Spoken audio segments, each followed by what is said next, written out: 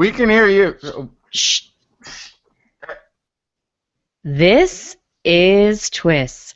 This Week in Science, episode 511, recorded on Wednesday, April 22nd, 2015. Be good to our Earth, okay? Hey everyone, I am Dr. Kiki, and this is This Week in Science, and tonight we are going to fill your head with life on Earth, living on it, and looking at the skies from it. But first... Disclaimer, disclaimer, disclaimer. People freak out about stuff all the time. It's in their nature. They have expectations of how things should be, and when they don't work out that way, they freak out. Some freakouts are subtle, like an annoyed hissing of air on exhale, while other freakouts can be much more ape-like in their demonstrative displeasure, such as wildly gesticulating from your automobile at another motorist who's cut you off without using a turn signal. Yes, people freak out about the darndest things. For instance, the environment. Why would people freak out about the environment? It's just trees, after all. And air that we breathe, and water that we drink, and animals, some of which are just insects that pollinate the food that we eat, not to mention the weather above and the soil beneath our feet. The environment is perhaps one of the few things humans freak out about that actually makes sense for them to do so. Because when it's gone, a lot of the things humans have grown to love go with them. Eating, drinking, breathing, trees, etc. So if you see us freaking out once in a while, just try to remember every day is Earth Day here on This Week in Science, coming up next. I've got the kind of mind I can't get enough. I want to learn everything. I want to fill it all up with new discoveries that happen every day of the week. There's only one place to go to find the knowledge I seek. I want to know what's happening, what's happening, what's happening this week in science. What's happening, what's happening, what's happening this week in science. Good Earth Day science to Kiki and Blair. Good Earth Day and happy science to you too, Justin and Blair and everyone else out there. And I'd also like to welcome Scott Lewis to our show this evening. Thank you for joining us. Hi, thank you for having me. You are welcome. And I know you've been running around giving all sorts of radio interviews and being a fabulous science presenter and popularizer and letting everybody know about what's going on with the Hubble 25th anniversary. So we're glad you're here to tell us about it too. Thank you. Yes, it's very exciting. Absolutely. So, everybody out there, later on the show, we are going to be speaking with Scott in the second half, specifically, about the Hubble Space Telescope and its 25th But I mean, I won't chime anniversary. in with snark here and there. Yes, I do. I'll still So. in. That's why you're on right now. You know. Yeah, you know me, but then to be quiet. That's right. Bring the snuck. That's what we're working on.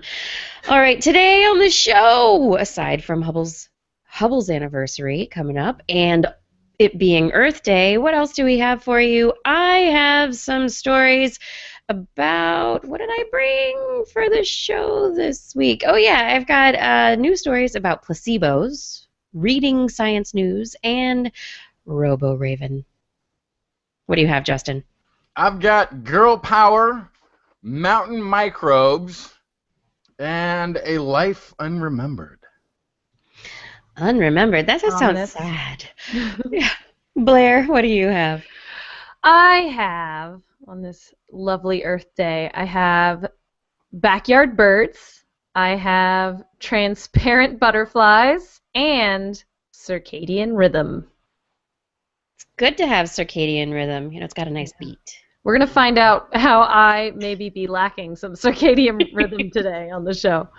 Oh, I'd be interested in finding that out. How does it affect your life? You and circadian rhythm. But let's jump into the science news, you guys. First story I've got is a story related to artificial leaves. And we've spoken on the show several times about a particular researcher named Daniel Nocera. And he is back in the news again with a new couple of articles that have been published in the Journal of the American Chemical Society and the Proceedings of the National Academy of Sciences about what he and his colleagues have created. It's called Ripple. Ripple. Let it ripple. What it is reactive interface patterning promoted by lithographic electrochemistry. That's right, I'll say it again. Reactive interface patterning promoted by lithographic electrochemistry. And what does that mean? And Daniel Nocera, what are you doing? Well, what he's doing is figuring out a way to pattern catalyst on top of silicon so that when light goes through the catalyst, it is also hitting the silicon more easily in some places, making it more efficient and making an energy-producing solar cell, aka an artificial leaf, more efficient and more easily than other processes. And in fact, he says this electrochemical process, which is similar to etching, it works in just minutes in the lab as opposed to taking weeks to produce. So this is something that could be faster, cheaper, better for allowing our solar dreams to come true. And Daniel Nocera has been involved in creating kind of this artificial leaf system that is involved in splitting hydrogen and oxygen to create hydrogen gas so that homes could have little personal hydrogen fuel cells that are powered by the sun. You get you got a solar panel on the roof that is able to create energy for splitting water, and then all of a sudden you have hydrogen gas that can power all sorts of stuff in your home. So this is something that he's had a dream about for years, the power of chemistry to make our lives better, hopefully, and it seems like he's getting closer. Plus, now you can trick people into getting solar panels, making them think that they're really just getting an artificial tree. Mwahaha.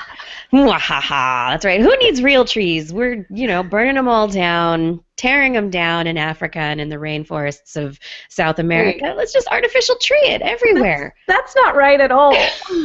Yeah, I think that's backwards, actually. I like breathing good.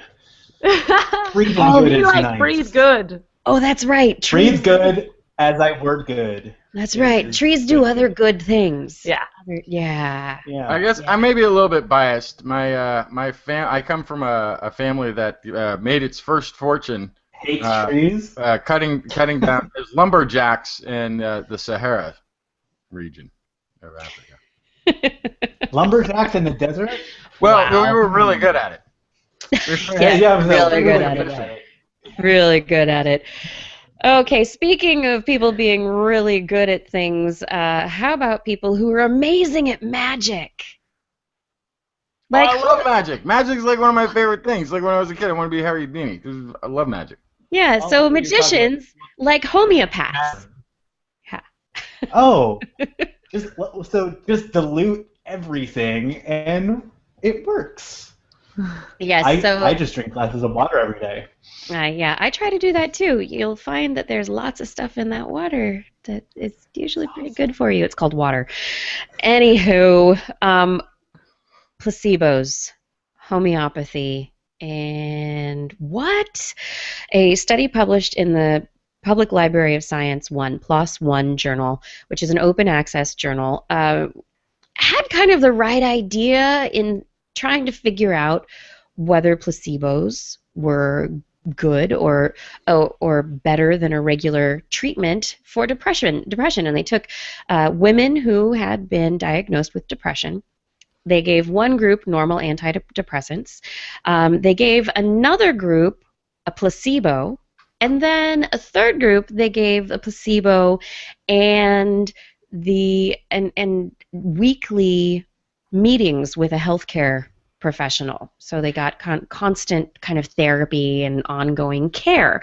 There's this great write-up in Ars Technica by a science writer named Chris Lee, and he kind of tears this story apart, this paper apart, in that this drug treatment, the placebo that was given was not really a placebo in one case. It was a shaken water, a homeopathic remedy for depression. So this water that had been shaken, and then also the additional therapy that the patients received. The results of this study, so after this 6 weeks of 6 weeks of therapy and either drug or placebo treatment, they were given battery of tests to quantify their depression, and they found that the placebo did the placebo group did pretty well, almost as well as actually receiving an antidepressant. But the second placebo group, the one that had a lot of monitoring, did really well, did better than the other placebo group. And so you'd think that the authors of the study would say, hey, look at this, monitoring your patients and actually having ongoing one-on-one care, that has a huge effect. But no, the conclusion of their paper was that the homeopathic remedy was what had the effect. It makes my brain hurt. It does make my brain hurt as well. So, yeah, as opposed to receiving just, say, 15 minutes of care, they received like an hour of ongoing care every week. Someone to talk to, someone who's checking in with them. And then the researchers completely disregarded that aspect of their control group. I love it. And that's a huge variable in your study. So Yeah. there's one variable there, right? Okay, so we're going to do a placebo study versus a homeopathic remedy. The placebo study, they're just going to get water and no surgery. And the homeopathic, we're going to give them a little bit of homeopathic, and heart surgery. And we'll just see which one does better. Yeah, I feel like there's a little something. There's a little something missing there.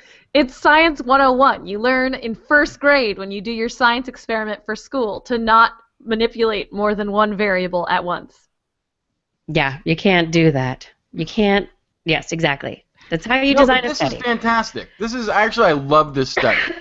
This study absolutely illustrates what charlatans, anybody who's touting this, anybody who put this study together, they're just absolute charlatans.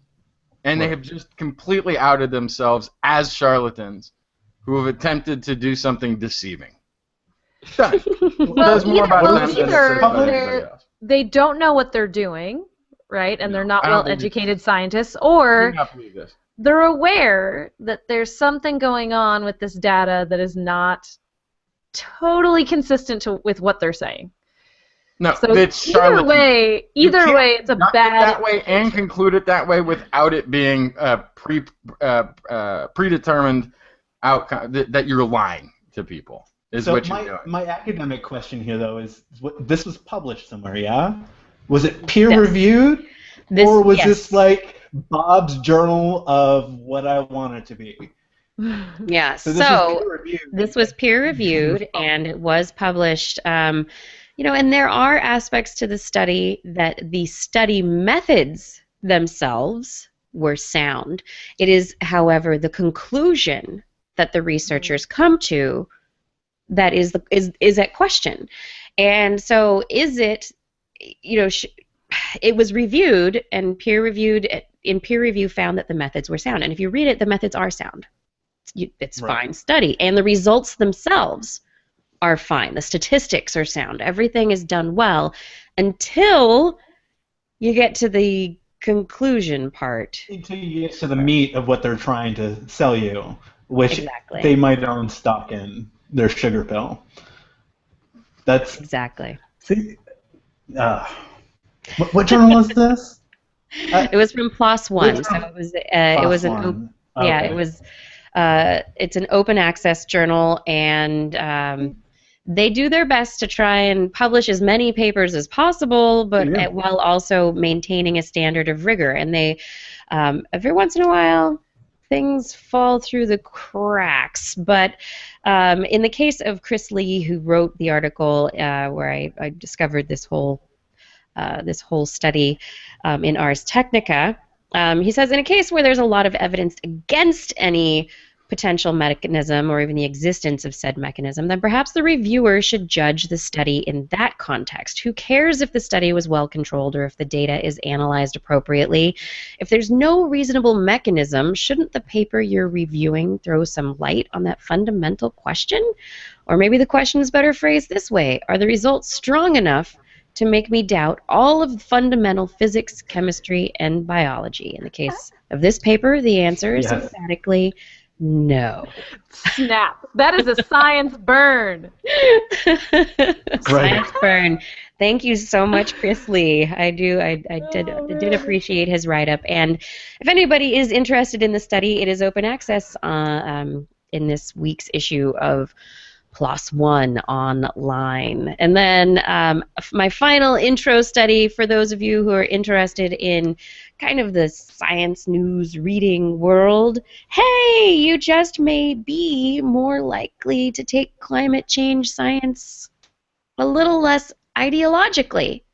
There's it's questionable as to the power of this study and how accurate the results actually are, but some individuals, Sol Hart, Eric Nisbet, and Teresa Myers, have published a paper in which they find that that people who seek out and pay attention to science news actually perceive climate change to be more harmful and are more supportive of climate policies regardless of their political bent. Whereas people who just go for regular news, not necessarily science news, were less likely, or they were more likely to be ideological. So you're saying that knowledge on a topic means scientific decision. literacy means something? I don't believe it.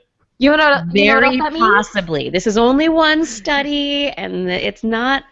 There are some issues with it, but potentially this is. We hear all this stuff. It's like no matter what you say in science publishing, in science news, the climate change stuff, it doesn't matter. Because everybody has their bias, and everybody's looking for whatever their bias is. So conservatives are going to be, anti-climate change or whatever. There's this ideological bent, and we've had these conversations before about these studies that come out that go like, whatever your ideology, whatever. You're going to read science news, but the climate change stuff, be damned. Reality does have a known liberal bias. We've already been over that so many times. That reality does have a liberal bias. It votes Democrat every time. Every single time. Well, it is interesting. There was my favorite convert, I guess, is Professor of Physics Richard Mueller out of Berkeley. Yeah. Berkeley. Who is just, he's forever just been irritated with the environmental movement because it stymied the use of nuclear power. And he thought this was the greatest thing, and he watched us stop building plants. And so he had doubts about the global warming thing. He thought there was some bad math. They're environmental scientists. They're not physicists. They don't do math right. They're using the old math. Whatever. Right? So he actually got on a study funded by the Koch brothers to reevaluate the temperature gathering data. And funded by the Koch brothers. And I stopped them. Yeah. And at the end of the study went, actually, the data's good. The data's solid. Yeah, global warming's taking place. Wow. Wouldn't have guessed it. But yeah. And then they burned it. There was a co-author. There was a co-author on the study who has been on a lot of Koch brothers sponsored science, who was like, the data was really inconclusive, and we couldn't really tell much other than the fact that the data that was present was present. Like, this was like this walkaway statement. Right? They were trying to like backpedal, like, I want to work for you again. Who did you hire to co-author with? An actual scientist. We gave the environment some therapy, and so that's what was really going on there. Is that it just got a hug every once in a while. We hugged that tree, and it felt better. So that's really what was going on. That's the inconclusion. It was the environment placebo effect.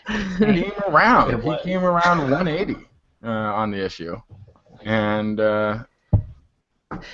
Yeah. Well, in all of the research that I've done on this topic of kind of belief in climate change over the past few years, it mostly has come down to if you're really extremely polarized, if you're kind of that top 5% that totally believes climate change is happening no matter what, or you're the 5% that will never ever believe anything you ever hear from someone that says that climate change is happening, right? If you're part of that, it's really hard to sway you, but if you're in the middle, it's actually pretty easy. But the cognitive hole is in how scientists understand what they know about the change in the climate over the past 100 years. So if we can close that gap, and usually that means a certain amount of scientific knowledge for them to understand what's going on and what the scientists understand, then they will buy into what's happening completely. But that means that they have to be somewhat scientifically literate.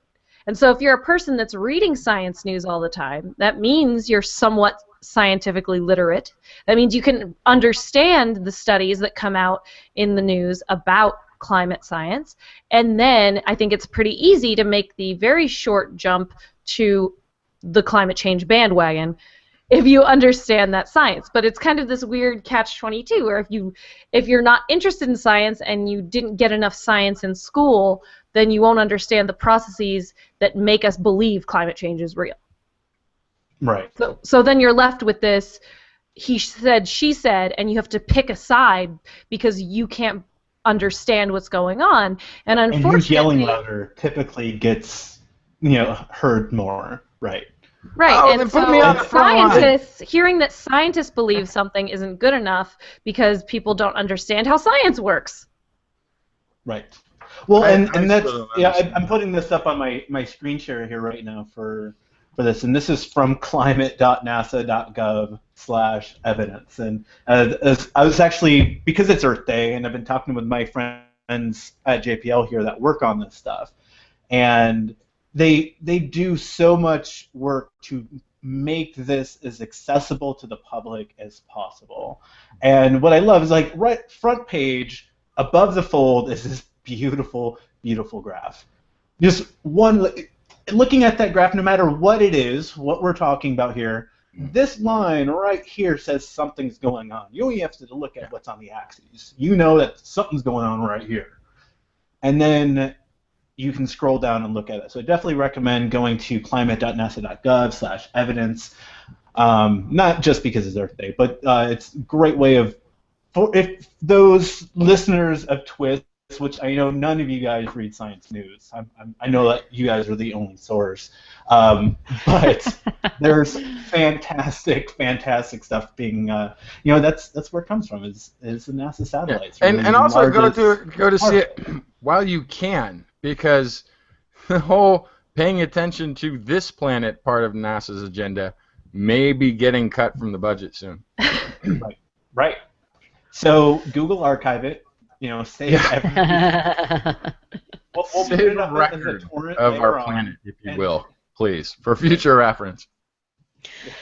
All right, everybody, you're listening to This Week in Science. Hey, Justin, what did you bring tonight? I've got a story of mountain people who were sort of isolated from the rest of society, globally, locally, for maybe-ish, sort of 11,000 years. Maybe. We don't really know. But it's the Yanomami tribe of South America.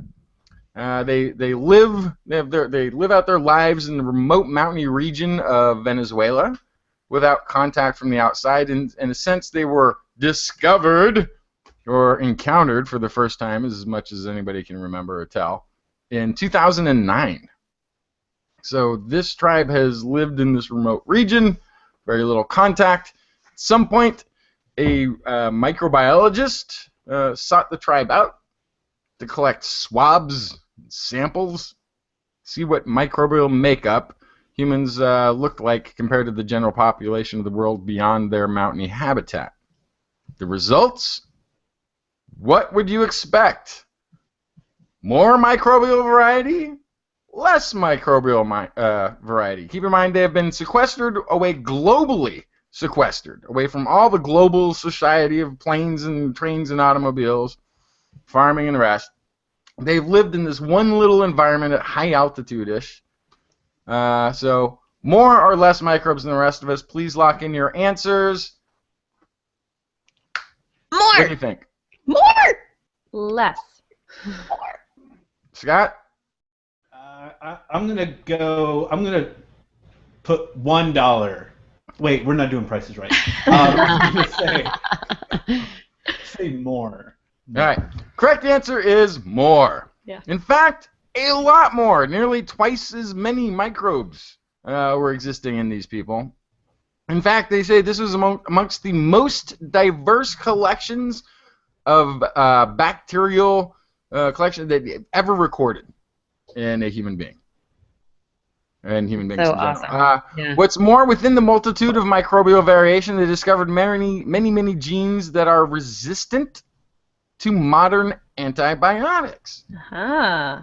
That's Very interesting. interesting. So these are people who haven't been using the drugs, and yet they've got genes within their microbes that are already resistant. In fact, let me get down to this part of the say. Okay, let's. These people had no exposure to modern antibiotics. Their only potential intake of antibiotics could be through the accidental ingestion of soil bacteria that make naturally occurring versions of these drugs, says Washington University graduate student Erica Pearson. Yet we were able to identify several genes in bacteria from their fecal and oral samples that deactivate natural, semi-synthetic, and synthetic drugs. So, interesting, right? So thousands of years before all this humanity started running around, soil bacteria, soil microbes were competing with each other. And That's right. sometimes they would produce something that would try to kill another one. And so they'd have these antibiotics to try to keep these other microbes away or keep them from invading their territory.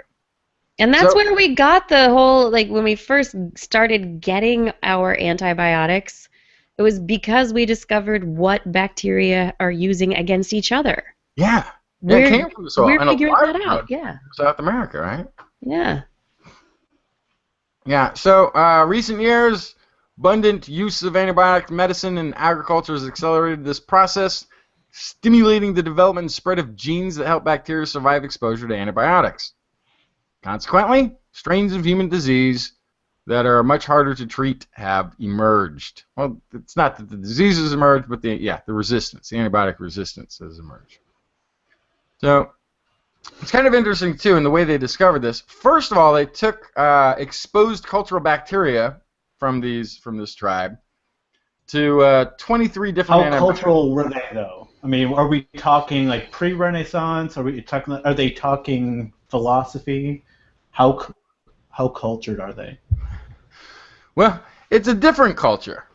It's a different culture. Oh. That's why it's interesting. It's a culture we haven't interacted with before. So we haven't figured out exactly how to monopolize it, feed it back to them, regurgitate it over several generations in different genres and formats until they're finally sick of the whole thing. Still, just the beginning phase there. But they gave them 23 different antibiotics to these cultures, and all of the cultures died. Well, that doesn't sound too bacterial resistant. They wanted to say, okay, so this is in the culture dish, and this is something that's sort of interesting. In the culture, the cultured microbes sometimes don't have a resistance because there's a gene within the active colony that can be turned on in response to an antibacterial substance. So they did the study again. And they did I guess they did a test to see if that activation was present, if that sort of gene activation was present in there, and they found that it was, that there were plenty of genes that can be turned on to fend off antibiotics, but they weren't in the culture. So then they went to the next round, and they used the actual, I guess, samples, because these were larger cultures. These weren't cultured off, but these were still the existing samples that they'd got. And they found, what was the number? Something like 30. They managed to survive 30 different antibacterials that were put to them. One of them was really interesting. Okay, so here's, so the researchers applied the same method called functional metagenomics to identify functional antibiotic-resistant genes from the Yanomami fecal and oral samples without prior culturing.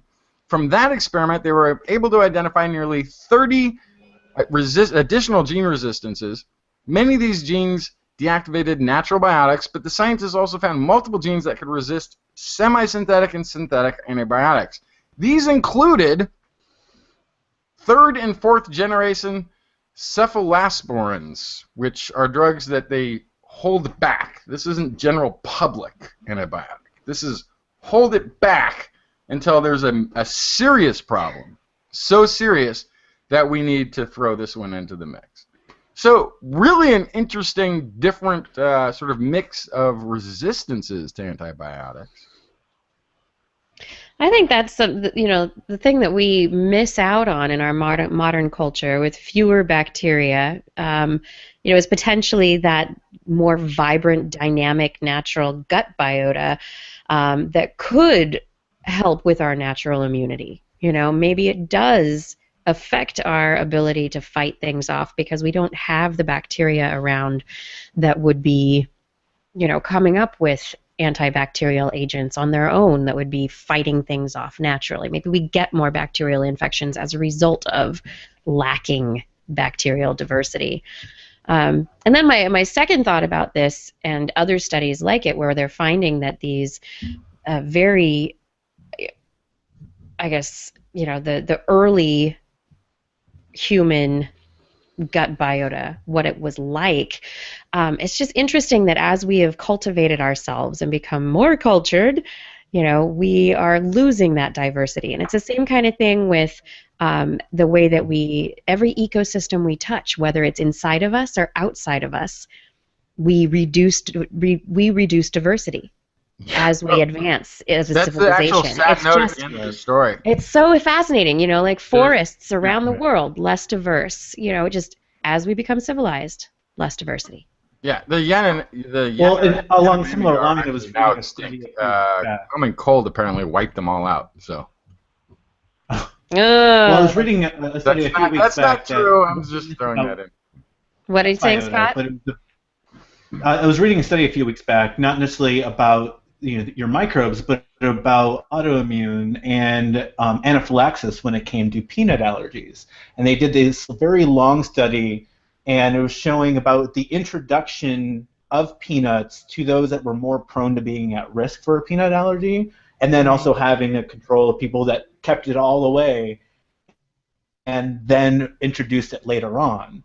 And those that had that around them throughout their infancy and into their toddler and being a child, they were less prone to being allergic to peanuts, even though they had every reason to, they were peanut sensitive when they were born, but being around it made them acclimated to it, and they did not grow into an acute anaphylaxis that a lot of people have now. And peanut allergies is a huge thing. It's just growing and exploding. So I think it's really interesting. You can't send a kid to school. If you send your child to school with a peanut butter sandwich, they will get expelled for they'll get charged with attempted murder. All right, okay. Well, we did talk about that study on TWIS, and we also talked about how in the same show, there was another study, I think it was from Sweden, where they found that kids who grew up in houses with dishwashers had more allergies than kids that grew up in houses without dishwashers, and that's because the dishes weren't getting sanitized as well. And it's the or the super hot or the sanitizing setting on your dishwasher. I actually stopped using it after I read that study. I'm like, oh, That's interesting. awesome. I don't need to sanitize my dishes anymore. Save energy. Awesome. Oh my goodness. Is it that time? I think it I is. think it is. We've hit that time in the show where it's this little thing that we call Blair's Animal Corner. She loves our creatures, bright and small. Biped, millipede, no pet at all. If you want to hear about animals, she's your girl. Except for giant pandas and squirrels. Animal Corner. Yay, I'm so excited to be here on Earth Day talking about animals, as you can probably imagine. I'm going to start right off with a biodiversity study. We were just talking about how everywhere we seem to go, any sort of biodiversity gets reduced. Well, it also gets reduced in our brain. So in a recent study of backyard birds, so, we have all these birds that live in urban environments and fly into our backyards, our neighbors' yards. We hear their calls. We see their nests. Some people see them as a nuisance. A lot of other people enjoy having birds in their neighborhood, but they're there to stay. We're not getting rid of them. And so there was a recent study on what people understood about these birds, and along with that, what birds were found in that area. So they were looking at Cook County, Illinois, looked at 25 neighborhoods, and they recorded about 36 species. And they sent questionnaires to the families in each neighborhood. So this is the funny part, is they sent these questionnaires out, and then they asked these families to participate in a scientific study that resulted in a lot of people walking around neighborhoods with binoculars trying to peer into their neighbors' yards. And the police were called several times. But in the end, they found some pretty interesting information. They found that overall, people were pretty happy to see birds around, except for certain problem birds like house sparrows or grackles that are abundant and poop everywhere, and also put nests in not the most convenient places like gutters, so that it causes all sorts of trouble on your house if they make a nest there in your gutter. But otherwise, people are pretty happy to see birds or around their yard.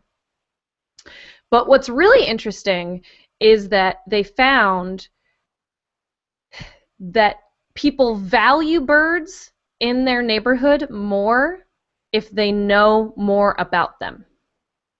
So this is also kind of related to that whole climate change study we were talking about. The more species they recognize in their area, the more species they were able to identify, the more positively they rated having the birds around.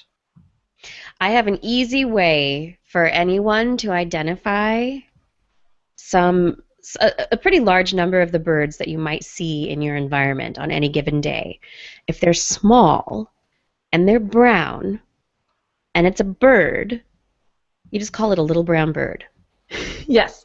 LBB. An LBB, yep. An LBB. Yeah. This is an ornithological phenomenon. Yeah. LBB. And something that simple could actually help people gain that positive attitude about the birds in their environment. They could be going, hey, I actually shared that with my grandparents once because they were just like, birds, why do you study birds? And I'm like, oh, well, there's this bird and that bird, and I started identifying them, and I go, oh, and there's a little brown bird, and they're like, wait, what? I go, oh, yeah, that's a little brown bird, and that's a little brown bird, and that's a little brown bird, and they went, this is the best thing ever. And they actually called me sometime later to tell me what a great time they had birding from their back porch because they could identify every bird they saw. Oh my gosh, that's awesome! I love it. So this is so funny about this like study. That in 8th grade. That was my part of our natural science in 8th grade. And so actually taking a textbook and looking, we had some forests behind our school, and my 8th grade science teacher took us out and we did bird watching, and we're listening for their bird calls, and we're counting to see how many we could recognize, and it made me much more aware of the birds in my area, which there were a lot of red-winged blackbirds in Michigan, a lot of them, and they're loud and obnoxious. Blackbirds will do that for sure. Yeah. So there's all sorts of ornithological societies, all sorts of stuff like that they have free bird walks in the mornings Free a lot. that you bird. Oh, Yes, sorry. free bird No, walks. it's not Freebird. It's You can play free bird while you're on the bird walk if you Okay. want, but You said free can bird go- and stopped. you can I go thought you were with specialists who know all of these different bird species, and these people love to tell you how to figure out which birds are which, point them out to you, help you find them. And I've been on a couple of them, and I learned a lot. I learned one bird I can always recognize now is a brown creeper. Oh, I love brown creepers. Because they They're kind cute. of hop along the edge, and it looks like they don't succumb to gravity at all. They jump around. They creep up the little. They creep branches up of a the tree. trees. But so you can go out and you can learn all about the birds in your neighborhood. But what they found in the study was that the residents' perceptions of bird diversity and the actual number of species observed had no relationship at all, but definitely they had more favorable feelings about local birds the more species they guessed were present. So it wasn't even that they identified them or that they were told. It was just if I guessed two birds, there were two types of birds in my neighborhood, I had a lower kind of appreciation for the birds there than if I had guessed that there were 7. So Right. this could be either way. It could be, the cause and effect could be on either side. Maybe I like birds, and so I think there's more of them because I'm looking out for them more. Right. Or maybe I notice that there are different birds, and that causes a deeper understanding of their biodiversity, and I care about them more as a result. It could go either way. It's very difficult to say, but I do think it's important to mention that the more you know about things, the more you care about them, right? So Yeah. it's just another reason So, to honestly- go out there, learn what's around your neighborhood. Not to drop a space in your animal corner, but the same thing happens when like the Chelyabinsk meteorite happened, and everyone started looking up at the night sky, and then all of a sudden people are calling in, there's these streaks in the sky. I'm like, they happen all the time. We're constantly being bombarded, but because now you're looking for them, yes, you're going to see them. And that's just the whole point of it. You're looking for it. You're going to be finding them all over the place. Yeah, So birds exactly. and meteorites are awesome Yeah. because they All fly. about The more you But mine are know. on fire. the more you know, the more you have your attentional spotlight on something. Mhm. What's next, Blair? Let's talk about butterflies. Okay. I had So- butterfly pasta for dinner. Oh, well, Yeah. this is actual butterflies, not so delicious in Alfredo sauce, probably. So there's a species of butterflies found in South America that are transparent. Their wings are pretty much completely transparent. I had tweeted out earlier a picture of these guys. You can read a book through their wings. They're so transparent. The glass-winged butterfly, Greta Otto. And usually when you think about transparent things, you think about glass. So you can see through glass, but what happens when sun shines on the glass? Usually it's reflected. Refracted? Refracted, yeah. There's some amount of reflection. Well, So, it depends on the wavelengths that we're talking about. Right. Because We'll get there. We'll get there. Okay. So, So does it produce a rainbow? so let me tell you what happens. So if this butterfly is transparent and it's fluttering around trying to escape a predator, Bird if it runs was into it. reflective, would it matter very much that it was see-through? Probably not, because it's flapping its wings, and so if there's sun anywhere, it's going to make these reflections of light that are going to catch a predator's eye, right? So these butterflies, not only are they transparent, but they have little to no reflection. So that's really interesting. So Mhm. they are virtually invisible when they're flying then. They can't be Yeah. seen. yeah, so the original part of the study was looking at all these different angles of light and trying to get some sort of reflection. And what they found was, depending on the angle, these guys had between 2 and 5% reflection. For comparison, glass between 8 and 100% reflection. That's a pretty big difference. Yeah.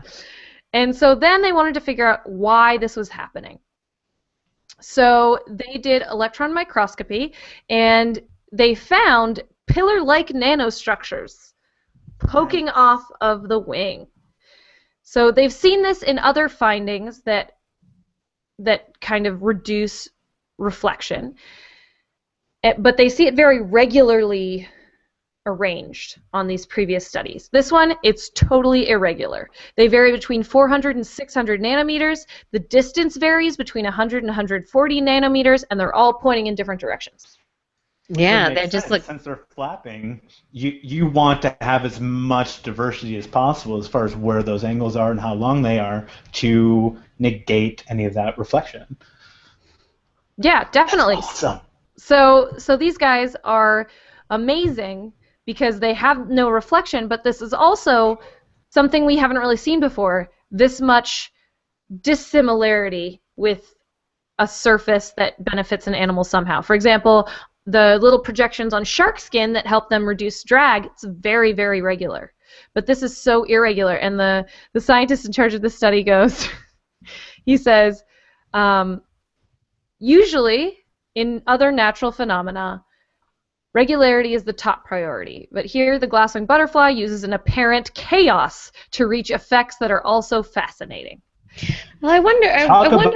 About the butterfly effect. Oh, that's right. Ha ha ha. Nicely done. Yeah. I'm wondering with this here. So you're talking about, say, with sharks or other creatures, the similarity or the consistency of angles has some kind of a benefit. So decreasing drag is going to allow a shark to swim more efficiently, to be able to get through the water faster, to get prey or whatever, what have you. It's going to be helping in the butterfly's ability to evade predators, which would obviously have a survivability effect. So we're looking definitely at something that has to do with natural selection here. But in terms of how it got started, I wonder if there is some kind of deficit to if these structures are so fine, so small that they have no effect on the actual flight of the butterfly whatsoever, or if there is some kind of cost-benefit trade-off that's going on in this situation. Why don't you do a study on these butterflies, Kiki? Let's figure it out. All right, time to go back to grad school. Here we go. This is the perfect next step study. You're exactly right. Is to figure out if there's a cost-benefit trade-off here. There might be, there might not be, for sure. To answer Scott's previous question, it also suppresses infrared and ultraviolet radiation that can be perceived by animals. Now, of course, somebody immediately was trying to figure out how we could use this to benefit humans. Can anyone guess? The military. Well, the military, but that's not where everyone's brains went right away.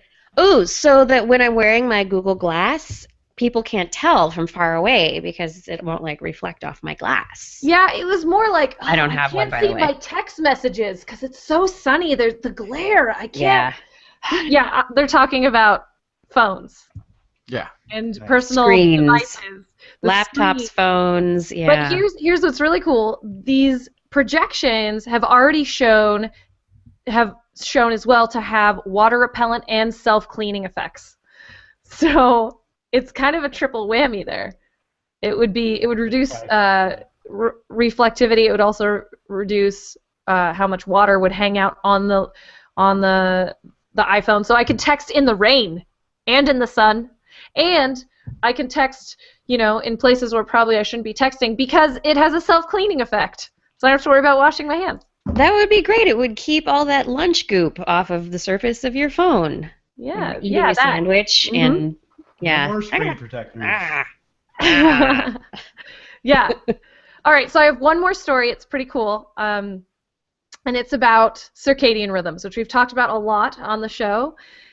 Well, there's a new element to circadian rhythms. We know that our body is very aware of how bright and how dark it is at different times of the day, and that if you change the light cycle, it doesn't really matter what time of day it really is outside. For example, they put roosters in a room, and within a pretty short turnaround, they were crowing at a completely different time of day because the lights were on at a different time of day.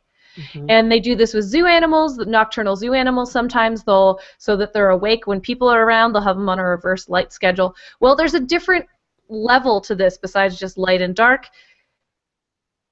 At least mammals in this study have been shown to be sensitive to different colors of light related to what time of day. So apparently there's different levels of yellow and blue in the light on Earth at different times of day. And so they took mice and they trained them to an artificial light cycle that mimicked a normal light cycle, and then they changed what level of blue or yellow was in that light, and their metabolism changed to respond to that other than how bright or dark it was. Wow. Which makes sense. I mean, when light goes through our atmosphere at different times of the day, it's going through at different angles. It's refracting that light, causing different wavelengths to be more, that's why you're seeing more reds and oranges, because of the refracted light. And so if you're changing the levels of the blues and the yellows and possibly the oranges, whatever wavelengths you're talking about, that's going to have a huge effect on your biology, because we've evolved with our sun and our atmosphere to have those certain wavelengths at certain times of day.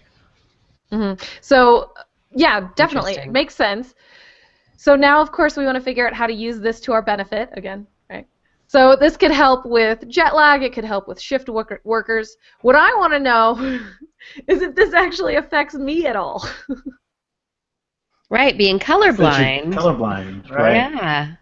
Yeah. If you're not perceiving the red coloration, are you not influenced at all by the coloration of the sky and only by brightness? I mean, that's an by no interesting means question. am I suggesting that I need to go live in a lab and get experiments done on me. Oh, No, I think you not do. saying that. Yeah, I think that's what we do. What I am saying is I need some of those glasses that help me see color, and then I'll see if there's a difference.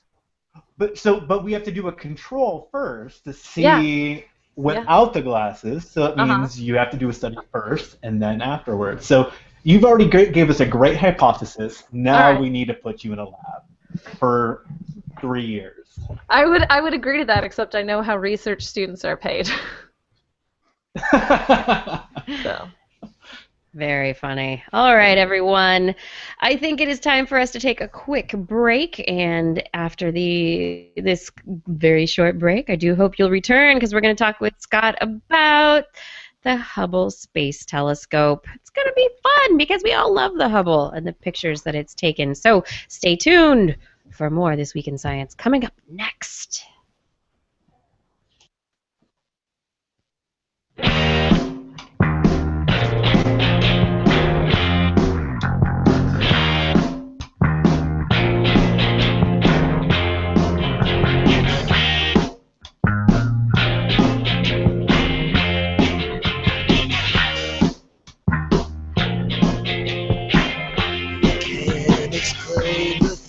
You heard with more than intuition. The line of reason shows the way it goes. TWIS has merchandise that you might enjoy. Head over to twis.org to buy some of our swag. We now have a link on our website that goes directly to our Zazzle store. So go to twis.org, click on that Zazzle store link in the menu bar, and start buying our stuff right now and support TWIS. TWIS is also supported by your donations. Your donations pay for hosting, bandwidth, contractors we need to hire, fun things we try to do for the show. We appreciate any amount you're able to give. $2, $5, $500. That would be awesome. You make this show possible. We currently accept donations in a couple of ways. We have PayPal donation buttons on each show page on our website, twis.org. It's TWIS.org, if you didn't know that already. And secondly, we've started a Patreon account. So if you head over to Patreon, patreon.com/thisweekinscience, you can support us in a Kickstarter-y kind of way, where you support us at a certain level, and then you get a gift in return for your support. So go on and do that. We love that. Whichever your preference, go to our website, listen to the most recent episode, comment on the show, and make a donation. Can't afford a donation? We totally understand. We can always use your help to get more TWIS listeners and TWIS viewers. So help us by using your social networks for TWIS and science. That would be awesome. Tell people to tune into TWIS. That would just be one of the most awesome things you could do. We thank you for your support. We could not do this without you.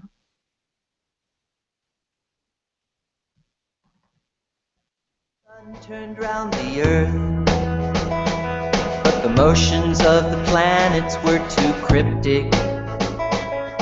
Copernicus caught on, we turn around the sun, so now the planet's orbits are elliptic. We go roundy round, roundy round, roundy, roundy round, roundy round, roundy, roundy round, roundy round, roundy round. Roundy round, roundy round, roundy, roundy round, roundy round, roundy, roundy round, roundy round, roundy round. Moons dance round, the planets dance round the sun. The sun exerts. And we are back with more This Week in Science. I would like to once again welcome our guest Scott Lewis to the show. Thank you for joining us. Thank you for having me. I love coming on TWIS. Awesome. And so the reason that we are having you on tonight is that it is almost... because I'm awesome, and you love me. Well, there's that. That's true. That's okay. True. Yeah. And my modesty, my overwhelming modesty. Humble, totally. Yes, absolutely. It's Hubble's 25th anniversary in a couple of days. That's it's amazing. So on I can't... Friday, 25 years. We have a generation of humans that have been through college, even in grad school, that don't know what life is like without the Hubble Space Telescope being in orbit, and that blows my mind. That blows. And we my call them the Hubble yeah. generation. The Hubble generation. Back in my day, we didn't have any generation. telescopes floating in space. That's right. We had to go up to a mountain and look through an eyepiece with mirrors and hold it up real close. Yeah. Oh, good gracious, you old people. It was uphills both ways, too. Yeah, well, it was an uphill battle for Hubble. Let's talk a little bit about Hubble history. I mean, man, Hubble, it was a fight to get the funding for it. It was a fight to get it to the launch pad in the first place. And then once it got into the sky, oops. Can you talk a little bit about the Hubble history? Yeah, so, I mean, I'd like to actually roll it back a little bit with the Hubble history, too, about who it's named after. So, okay, great. It's after Dr. Edwin Hubble, who back in the 20s was up at Mount Wilson Observatory, which is like 45 minutes from where I'm at here in LA, in Pasadena. But using the research from Henrietta Leavitt, who is an awesome woman astronomer who did all sorts of amazing research on Cepheid variable stars, she discovered a specific type of star that, based off of its period of luminosity, so it turned bright and dimmed back down, its intrinsic brightness could be tied to its period, so how fast it was doing that. And so while Edwin Hubble was up using the 100-inch Hooker telescope up at Mount Wilson, he found a Cepheid variable in the Grand Spiral Nebula in Andromeda, because at the time we did not know that the universe existed outside the Milky Way.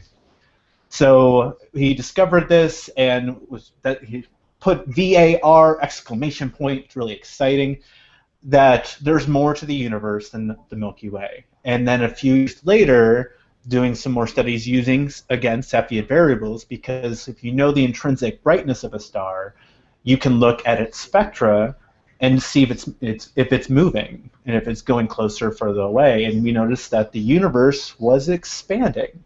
So, with on the shoulders of giants, we learn new things, and Edwin Hubble used Henrietta Leavitt's amazing insight into what was going on to bring about our understanding of the Big Bang Theory, and that our namesake from it, for the Hubble Space Telescope, came from Edwin Hubble, who made some amazing contributions to science. And I just love the fact that if it wasn't for Henrietta Leavitt, none of it would have happened. And my biggest question is, why isn't there a Leavitt Space Telescope? So we will have to answer that later.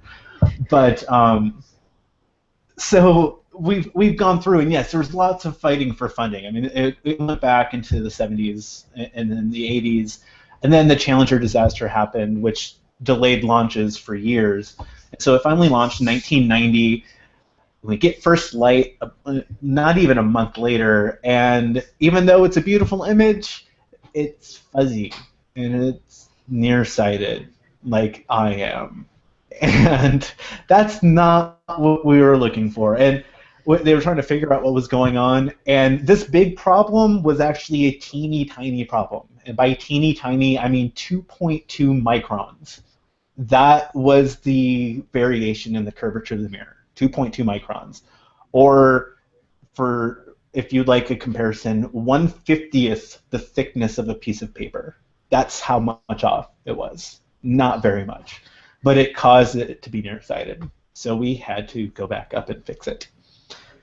Yeah, and luckily we were you able... think that's not a big deal, right? 2.2 microns. A major, massive sort of an operation. Right.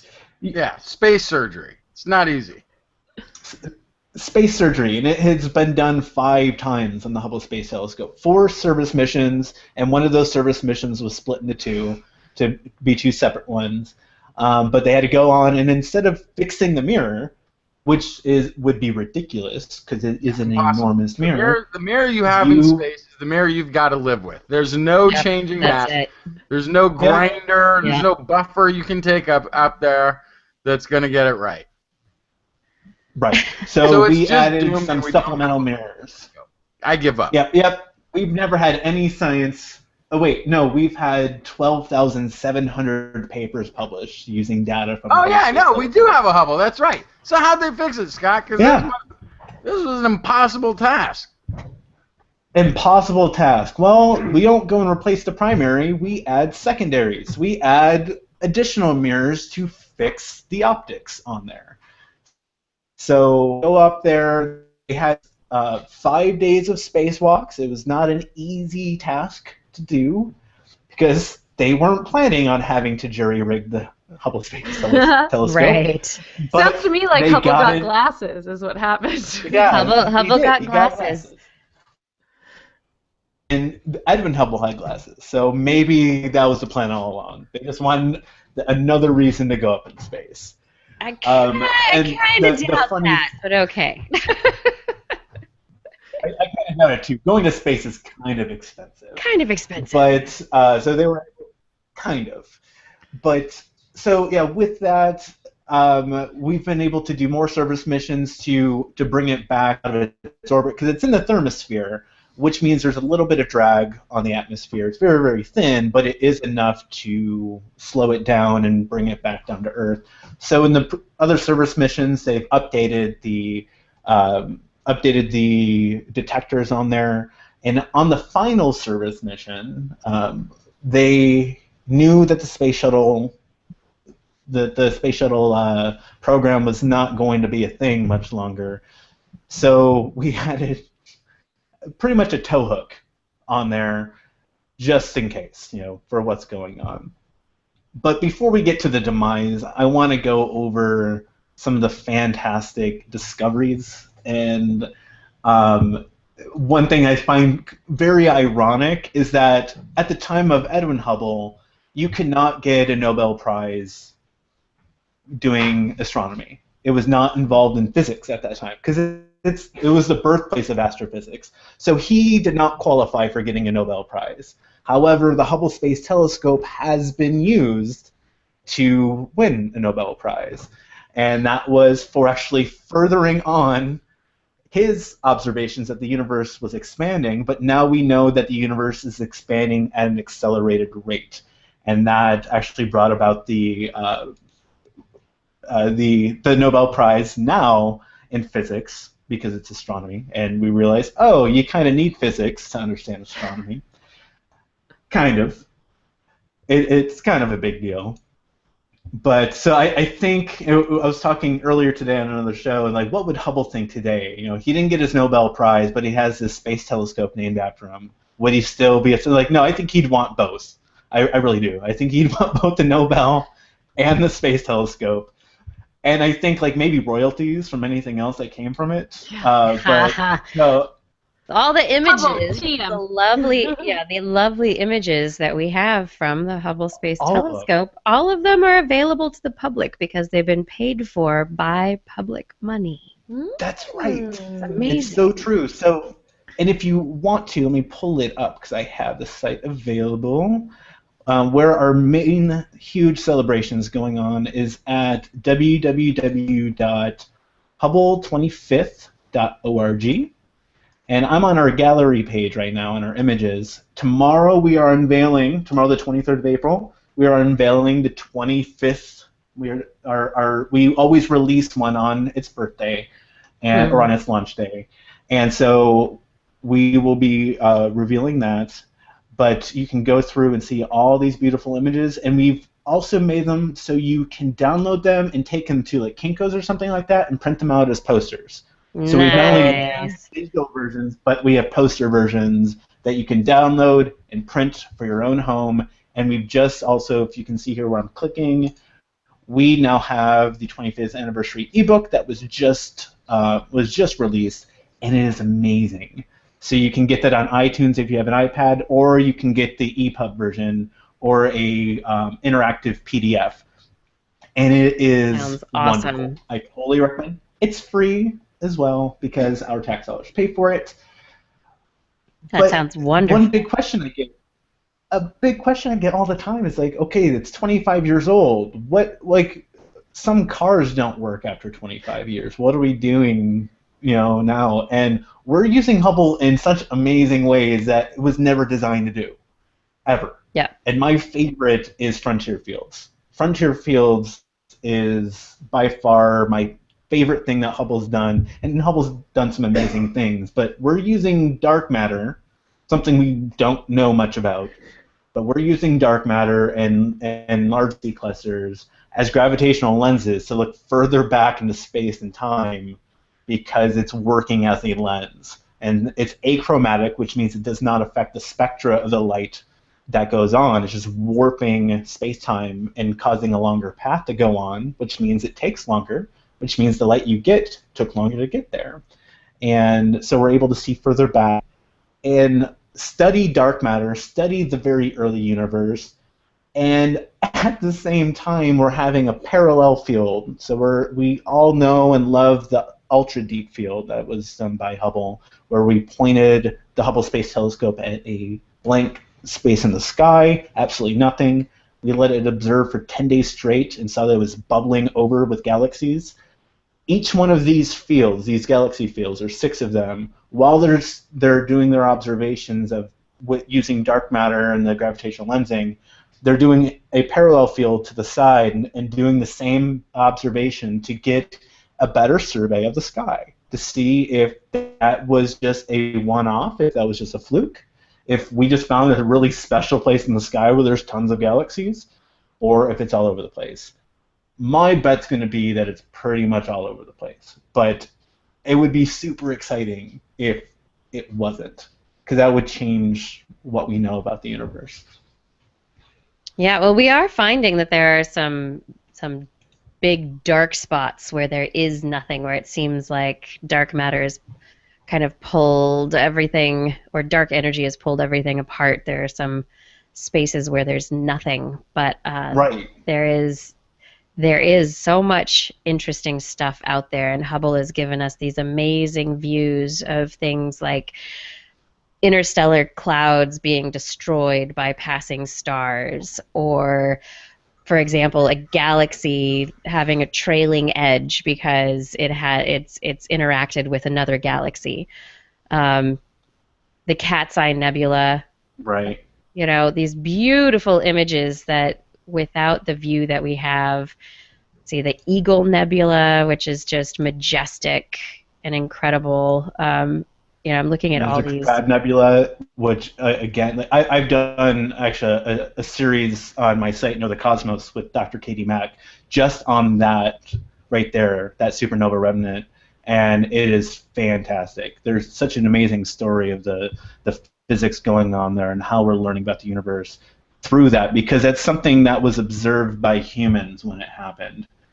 And Yeah, we we're saw the now supernova happen, and now we're watching what's going on with it. right. Yeah. So this is a human event. This thing that looks beautiful now, this thing that lit up the night sky for and weeks. People were able to read by it, and we're watching it unfold, and it allows us to really understand what's going on with the universe. But now we're getting a much better view of it because we don't have that pesky atmosphere that's keeping us alive in the way of Hubble. Yeah, one of my favorite images that has come out of Hubble is an image. It's a fairly, let me see if I can find this image. It's a really dark image for the most part, except for this one galaxy, and it is the brightest galaxy that we're aware of. It has had two known supernova explosions, and it's known to have a supermassive black hole at its center, but it's this lenticular galaxy, and the image is so beautiful because we get this kind of side-on view of this cloud of dust encircling this massively bright center, and it's like someone just put the brightest light inside of a ring, and there it is floating in space. It's so amazing what we're able to see and what we're able to learn from the lenticular type galaxies, and that there's such a variety of galaxies that are out there. We're able to see that we live in a barred spiral galaxies, and there are regular spiral galaxies. There are elliptical galaxies, which are old. They tend to be the result of galaxy collisions. And using Hubble, we are able to take a look not only throughout the sky, but further back in time, so we can look at the evolution of galaxies at different periods from the Big Bang onward. And you're looking at actually one of the frontier fields right now. So you're actually looking at what I was talking about earlier, which is you're actually seeing a bit of an Einstein ring going on due to gravitational lensing. So in there that we can't see is dark matter, because all dark matter is matter that does not interact with electromagnetism. It does not interact at all with it, but it still bends space-time. And so you're able to, the light goes in a straight line, but space-time is warped, so it's following that straight line through warped space, and you're seeing these smears of different galaxies, and you're actually seeing some circles and things like that because the space itself is being warped by the amount of matter that's there, and we just can't directly see the effects of it. Yeah. It's just amazing the things that we're able to see. And I think that's one of the things that Hubble has allowed, that Hubble has made possible. Like at first it was like, okay, you've got this funky mirror that's not right, you got these blurry images, and then once the algorithm was, they got an algorithm to kind of get rid of that error, and then they added more mirrors, gave Hubble glasses, and all of a sudden we are seeing our universe in a way that only science fiction movies with amazing computer graphics and amazing artists come up with, but this is real. We're looking at these. This is real. This is actual, and the thing is, not only are these beautiful, these images that you're seeing here, the vast majority of them have been processed by either Max Muchler and or most likely Zolt Levay from the Space Telescope Science Institute. But the raw data that these were made from, anybody can access. You can go to the Hubble Legacy Archive. If you want to look at raw images directly from Hubble, warning, it's going to be black and white because it goes through a filter wheel. But that's why the colors are being put on there, because they're layered onto the different filters. But you have access Colors to you see may not represent actual view that close up. Possibly. Yeah. But what we're seeing there is, when they're saying false color, those are the real colors we apply to those wavelengths that we were detecting in. So you have anybody that has access to the internet, and if you can play with Photoshop or GIMP, which is free, you can actually put together your own Hubble image. And I was very, very fortunate this past week to go to the Carnegie observatories, which own the two telescopes up on Mount Wilson, where Hubble did his research, and I was able to get my hands on the plates that Edwin Hubble observed on. So the actual 10 glass plates, I digitized some of them, and I've found myself produced images from raw Hubble Space Telescope data and also raw Edwin Hubble data. And I was like a kid in a candy store going through that vault, going through nearly 100-year-old,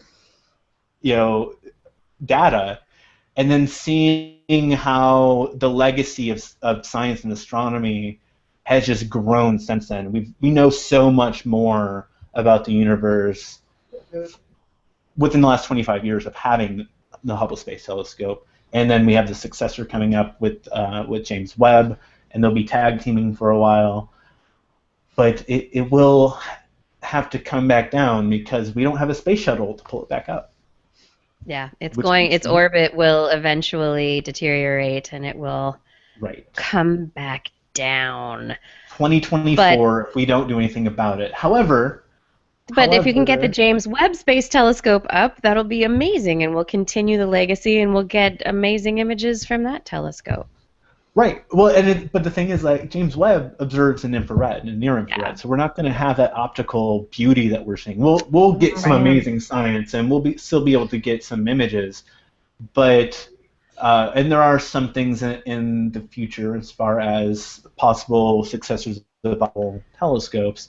But my thing that I want is, on our last service mission, we put on essentially a tow hook, because it was going to have to crash back into Earth. And the way it is, if it degrades in orbit in 2024, it will crash somewhere on the planet. And the parts of the Hubble Space Telescope are so dense and massive that it's not going to vaporize. It could just land on a city. That would be no good. How big is Hubble? How big is it? It is the size of a bus floating in space. And we don't want that dropping down. Right. It's 340 miles above us, the size of a bus. And so they put this tow hook on there because they knew, NASA was thinking ahead. Like, okay, well, we'll need to send up a robotic mission to guide it to a place, most likely the ocean. But I'm thinking now, well, we have commercial space companies now. Come on, Elon. Bring Hubble home. Bring Hubble home. Hashtag bring Hubble home. Hashtag bring Hubble home. I think we totally could. I am not speaking on behalf of Space Telescope on that one. That's my own personal plea. But yeah, how neat to have that in a museum somewhere someday. Yeah. Can you imagine? Would be amazing. Yeah. Yeah. So Scott, as far as other wishes and dreams, if you were working on the James Webb Space Telescope that's going to go up into space in the next few years, what would you put on it? Like, what would you make sure it was capable of doing? How would you soup it up if you were in charge? Well, I mean, that's already been decided, and but I'm favorite. asking if you could do it. Right. Well, if I could do it, I'd rename it the Lovett Space Telescope first. So okay, so that's number one. What else? What I'm most excited about is it's going to have the ability to directly observe the atmospheres of exoplanets. We'll be able to see the composition of atmospheres of exoplanets, which will bring us that much closer to seeing the evidence or any sort of data relating to life as we know it. And that's going to Oxygen be in atmospheres. free oxygen in atmosphere, and being able to see that is going to be phenomenal. We also will be able to look further back since it is observing at a longer wavelength, which means that the light that has taken longer, it will actually be able to observe that better than Hubble can, because it will be observing in those wavelengths. But what I'm most excited about is the direct observation of planetary atmospheres and exoplanets. Because come on, Drake, don't let me down. There's got to be something out there, and this will give us a way to directly detect it, not just infer different things, but we'll be able to directly detect those atmospheres, and that's super exciting. And since it launches in 2018, and that's when the Space Telescope Science Institute will be taking over education and public outreach, I will be working on it, considering hopefully my contract is fine and everything like that. And Congress doesn't slash everything like they never ever do. But yeah, that's what I'm excited about as far as with James Webb. But I still think that we need to have an optical telescope in space, because I know for me when I was a kid, and I feel really privileged to be able to work on it, but being looking at images from the Hubble Space Telescope really inspired me and got that curiosity in me going, I didn't know what it was, but I knew it was pretty. And it made me want to dig further in. And now that I get to tell its story, it's like I get to do full circle and give back. And it's like this has inspired so many people, so many of my friends that work in all sorts of the space industry, and even non-space, all over the place. Hubble still inspires people to get into science, to be curious about the universe around them, no matter which direction they go to. Yep, whether it's climate science or birds or space, knowing more about it, seeing what makes it awesome, makes you want to learn more, right? So tell me a bit about your hangout that you're going to be doing. Because you do the Space Telescope Science Institute hangouts for the Hubble. We do the Hubble hangouts, right? So it's typically every Thursday at noon Pacific, but since the anniversary is on Friday, we're doing it on Friday. So this Friday making sure I put up the right date on my thing. That's the 24th. I did set up the event correctly. The 24th at 11 a.m. Pacific time, which is UTC. I think that's 6, either 5 or 6 UTC. We will be celebrating. We will be doing what our outreach team really loves our stories that we love. Plus, we're going to be announcing the winners to the Ode to Hubble contest that the European Space Agency put on. And the prize is something I'm so jealous of and I wish I could submit into. So they did a video contest called Ode to Hubble. And they had 2 age groups, the Hubble generation, so 25 and under, and those that are over 25. And the winner gets a piece of the solar array that was originally put up on the Hubble Space Telescope, because they brought it back down with the space shuttles. So if you win, you get a piece of the Hubble Space Telescope, and I want it, and I couldn't submit for it, but I really want it. But we're announcing that. We're announcing that actually at the time that it's announced, we'll be going live with this. So we will be on air with the public information officer through ESA Space Telescope, and we'll be announcing it live on air there, and then just celebrating and asking people. So we already put up the event, so if you want to follow us on Twitter, we're at Hubble Telescope. Google+, we're Hubble Space Telescope. We're on Facebook. We're all the verified accounts on all those things.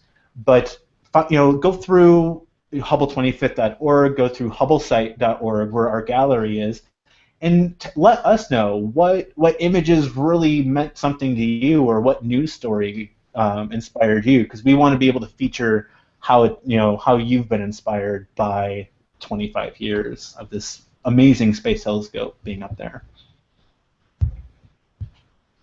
It's all about finding out those stories of inspiration and seeing how this telescope has touched people's lives throughout the last couple of decades and a half.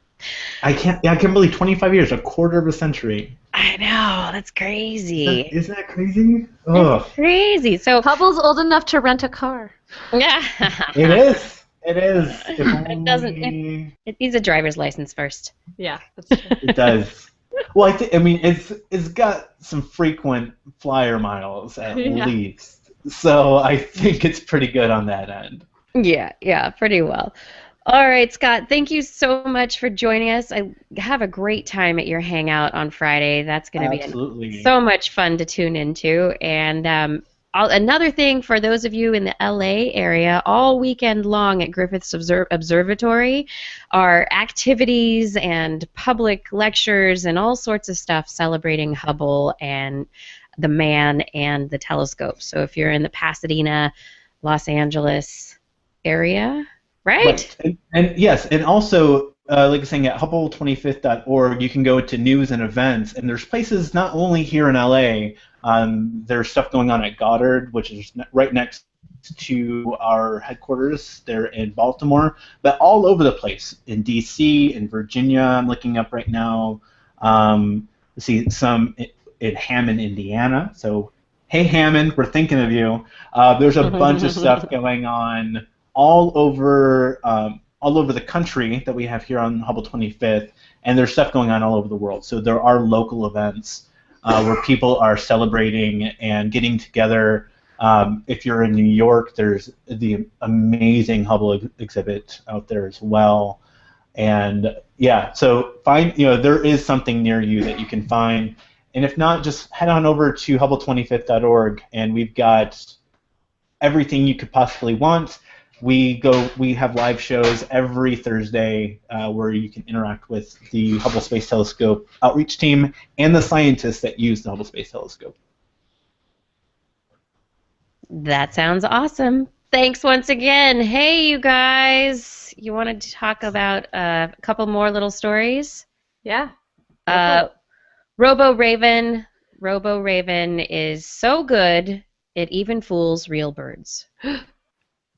It's the first robotic bird with independent wings, and it flies like a bird. And I think we've talked about Robo-Raven before, and you've seen maybe those, there are some plastic toys that have flapping wings, plastic bird toys that have flapping wings. Well, this takes that to another level. Robo-Raven, they've now introduced two new versions, Robo-Raven 3 version 3 and Robo-Raven 5.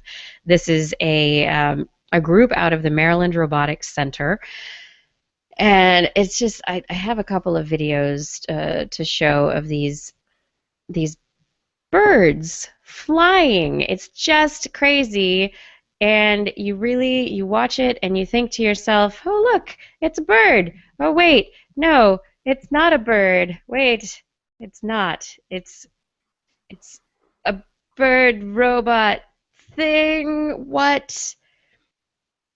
It flies through the air, flapping its wings, has enhanced maneuverability. It's able to soar through the sky at high altitudes. So it can climb in altitude like a normal bird would, and then soar, enabling it to take advantage of wind currents at altitude.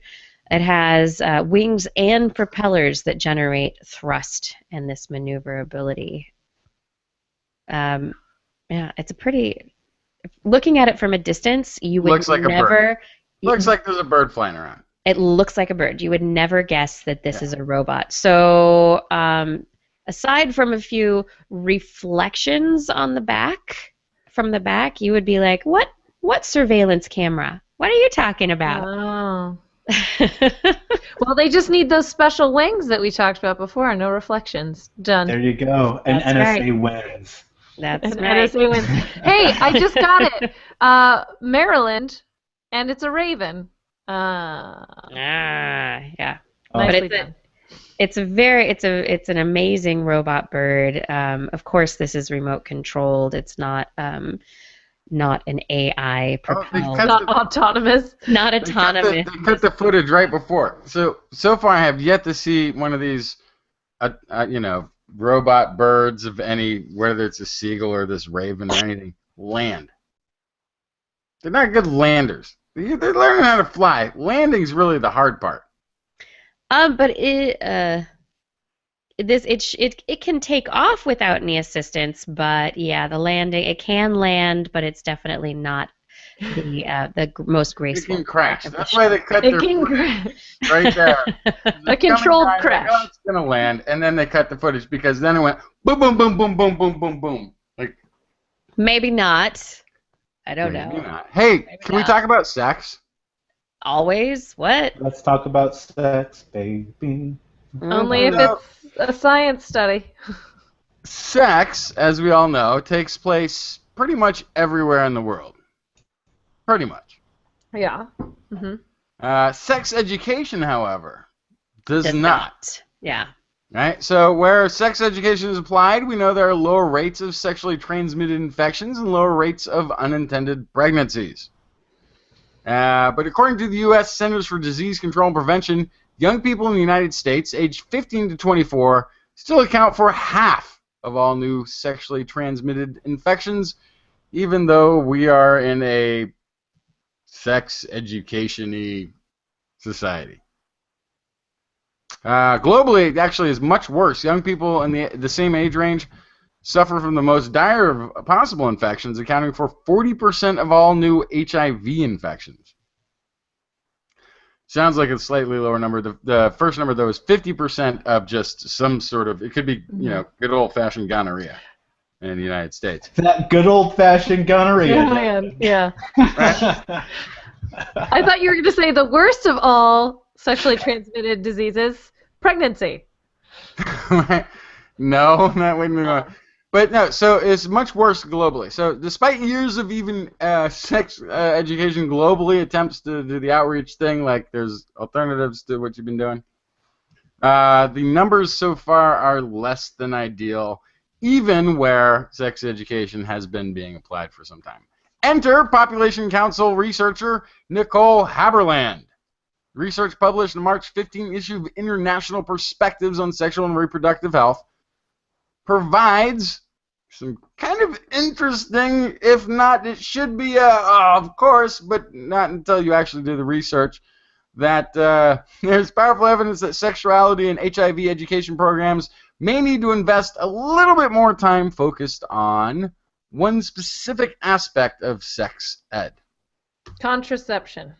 No, that's not it. What is it? Any other guesses? No. What is You think that's it? You just teach about contraception. You out. Condoms, spermicide, there's some other stuff, the pill, boom, gone, right? Anatomy? Hygiene? Oh, these are both good. Anatomy, hygiene, these are The good female aspects. orgasm? I don't know. Orgasm? This is a science show, Blair. You can Yeah, we talked about that before. going to talk to Blair Baz. Okay, what is the answer? What is it? About orgasms. Yeah, what is it? What is it? What What is it? talk, ladies. Answer. What is What's it? Shut the what's door. Girl power. What? Girl Girl power? power? Girl Oh, power. a girl's This ability is the to most tell a often guy overlooked to use aspect of sex contraception. education. Studies have shown that when people hold biased beliefs about appropriate roles and behavior for males and females, when they report unequal power in their intimate relationships, they are more likely to experience poor reproductive health incomes. Example, women who report low on their sexual relationships, low power within their sexual relationships, tend to have higher rates of STDs, STIs, whatever you want to call them, HIV, unplanned pregnancy, than women who report more equitable relationships. See, I was right. Huh? I was right. What did you say? Orgasms? You're going to equate that with orgasms. Okay. I'm sure it is empowering, but I think that maybe you may have something there. It might not be But the whole something. That's but there's really something interesting. And I think that's spot on. I think when that balance of power, in that it totally does in so many ways where there aren't gender roles that are assigned certain things that go on. That's fascinating. So how do what she did? She went back through electronic databases, evaluations of programs that were assessed and measured for their impacts afterwards in sex education. She was looking for studies programs that were aimed at adolescents, 19 years or younger. Evaluated using, she identified, evaluations of 22 sexuality and HIV education programs from both developed and undeveloped, developing, whatever, countries.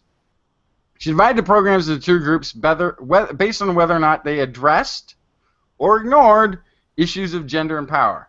So such as notations of masculinity, femininity, gender equality, inequality within the society, power within the relationship, and addressed specifically women's empowerment. So 10 programs specifically addressed these issues. 12 of the programs she looked at did not. Aberland found that the impact of including gender or power content was dramatic. Programs that addressed gender or power were 5 times more likely to be effective than those that did not. By 5 times more effectively, that is 80% of them were associated with significantly lower rates of STIs, STDs, or unintended pregnancy. In contrast, among the programs that did not address gender or power, only 17% had an association after the fact. So you're talking about, this is the sex ed. Both are getting the sex ed. One is getting with a focus on women really being in control of their bodies and able to have that power within society to say what they want and have an equitable relationship. The other studies said, condoms. That's all you need to know. Out the door with you. Right, a condom. Better for girls to know they have power. I love it. Yeah, so it is, she says, striking that the two sets of programs, sexuality education programs that address gender and power and programs that do not, had nearly opposite outcomes. Wow.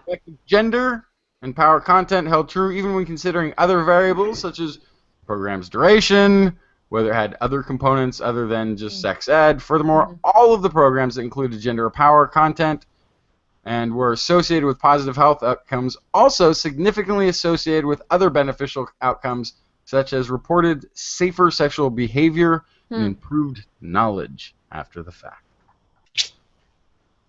There we go. That's awesome. Great study. Great study. Can you email me that study, actually? We will have the link. There is a link. Here, we will have the link. Where can I see the show notes? Yeah, the show notes will be available when I publish the show in the next couple of days, and the links will be there on our website for you to share. Share wildly. Share the science. Share the science of girl power. Science of girl power, absolutely. Yeah. In other quick science news bites, a study was published in Nature this week indicating that neonicotinoid pesticides have a dramatic effect on wild bumblebee populations, really dramatically affecting the size of their populations, affecting their ability to thrive. Interestingly, though, the same effect was not seen on managed colonies of honeybees that are trucked from place to place and used for pollination in agriculture. So there's something different between the wild type populations and the I guess, cultivated species and how they react to these pesticides, but it's negatively impacting the wild populations the most. And then twins were bitten by mosquitoes for science, and more study is needed.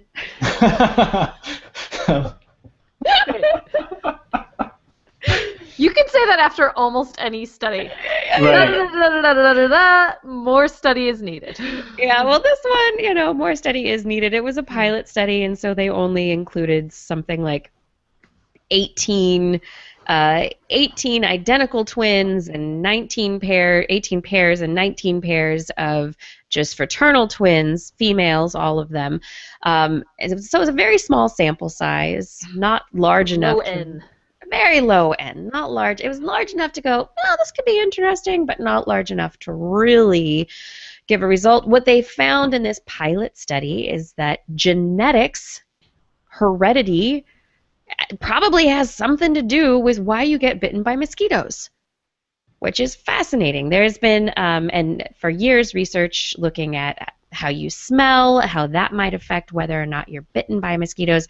In this study, those individuals that were identical twins were more likely to be bitten kind of in the same amount by the same mosquitoes than those that were only fraternal twins. So it indicates that there is some kind of heritability to your probability of being bitten by a mosquito.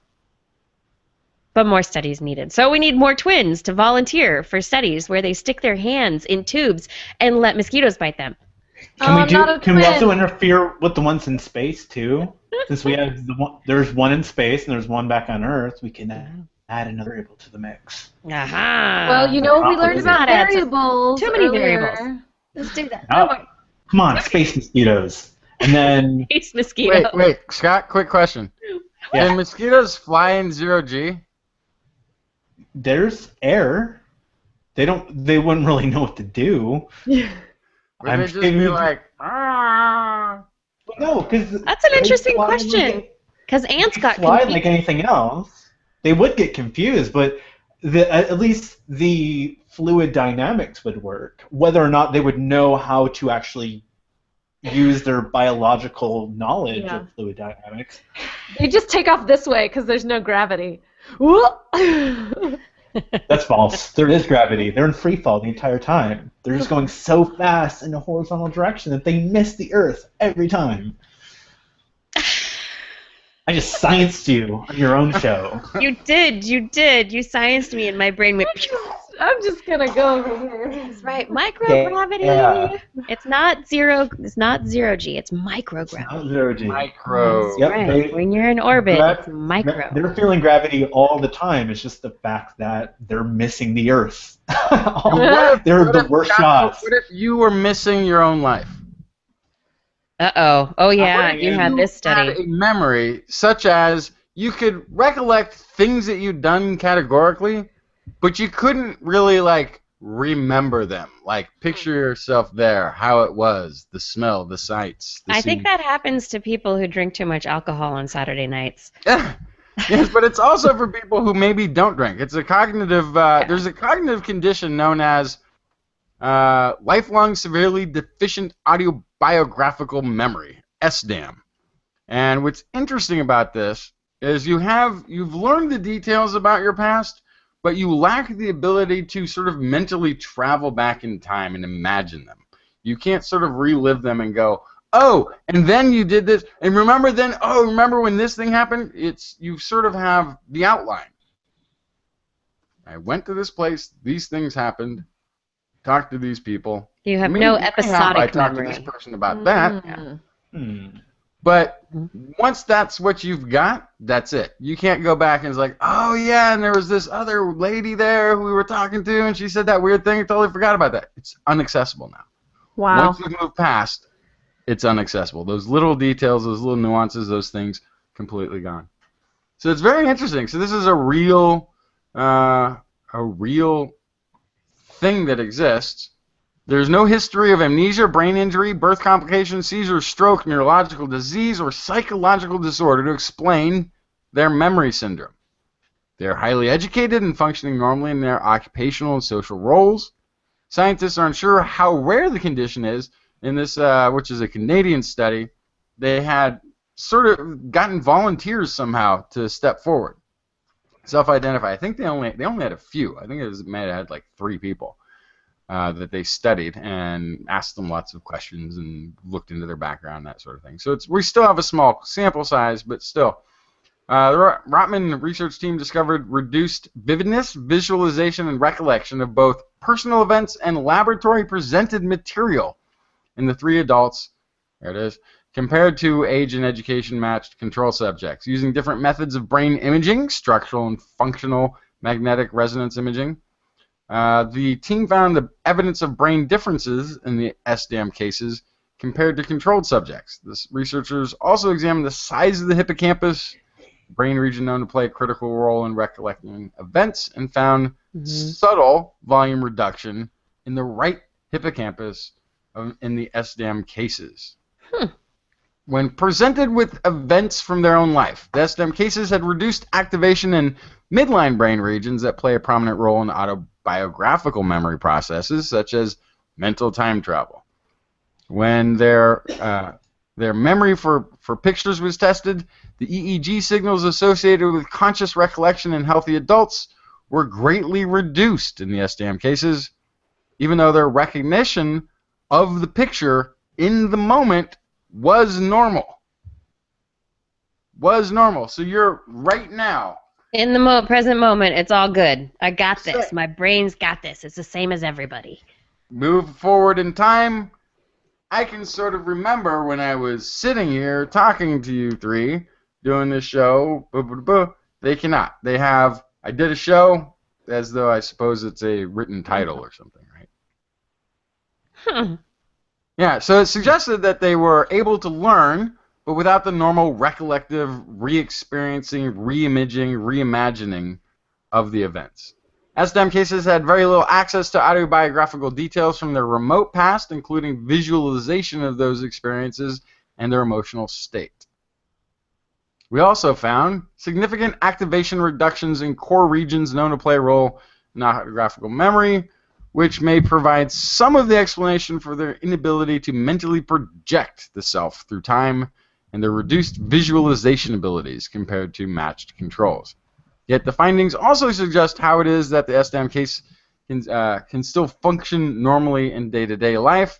They rely on intact non-recollective memory, such as rehearsed factual knowledge about themselves or others. And then also having those kind of like, okay, I know this thing happened on such and such. It happened. I know that I was there. I don't remember the details, but I know it was there. So they have like some big picture stuff that will help them put Right. things together. So it's also, in a way being referred to as a third-person deficit or cognitive. Yeah. Because you're sort of as though you've read about this person went here, this person did that, this person did that, this person did that, only it's you. Yeah. And I wonder with this, you know, there's a certain amount of, in everybody's life, you forget where you put your keys on a particular day because maybe you did something a little bit differently than you normally do, and so you just kind of misplace things because it's out of the habit and you weren't paying attention. But if you are cued in the appropriate way, or researchers have found that your brain and your senses are actually paying attention, it just wasn't put away in your memory stores in the right way. And so the memories are kind of there, and so you can access them. You can go back and get them later if cued correctly. For a normal person, I just wonder, for these SDAM patients, is there any way to get to those memories since everything was normal at the time? Are they stored? There was reduced function in areas which are normally dedicated to the autobiographical, right? So during recollection, during the recall, but they're still online. I mean, they're streaming it. It's just not getting recorded. Yeah. I think I may be the opposite of this. I think I may be really bad at remembering names and dates because I never have to remember anything. I mean, like data-wise, right?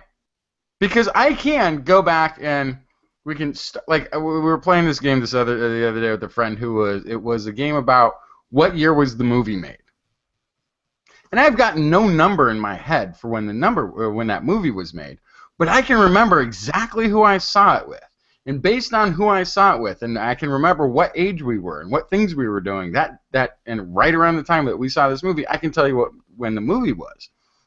Usually hit the year, maybe I'm a year off sometimes.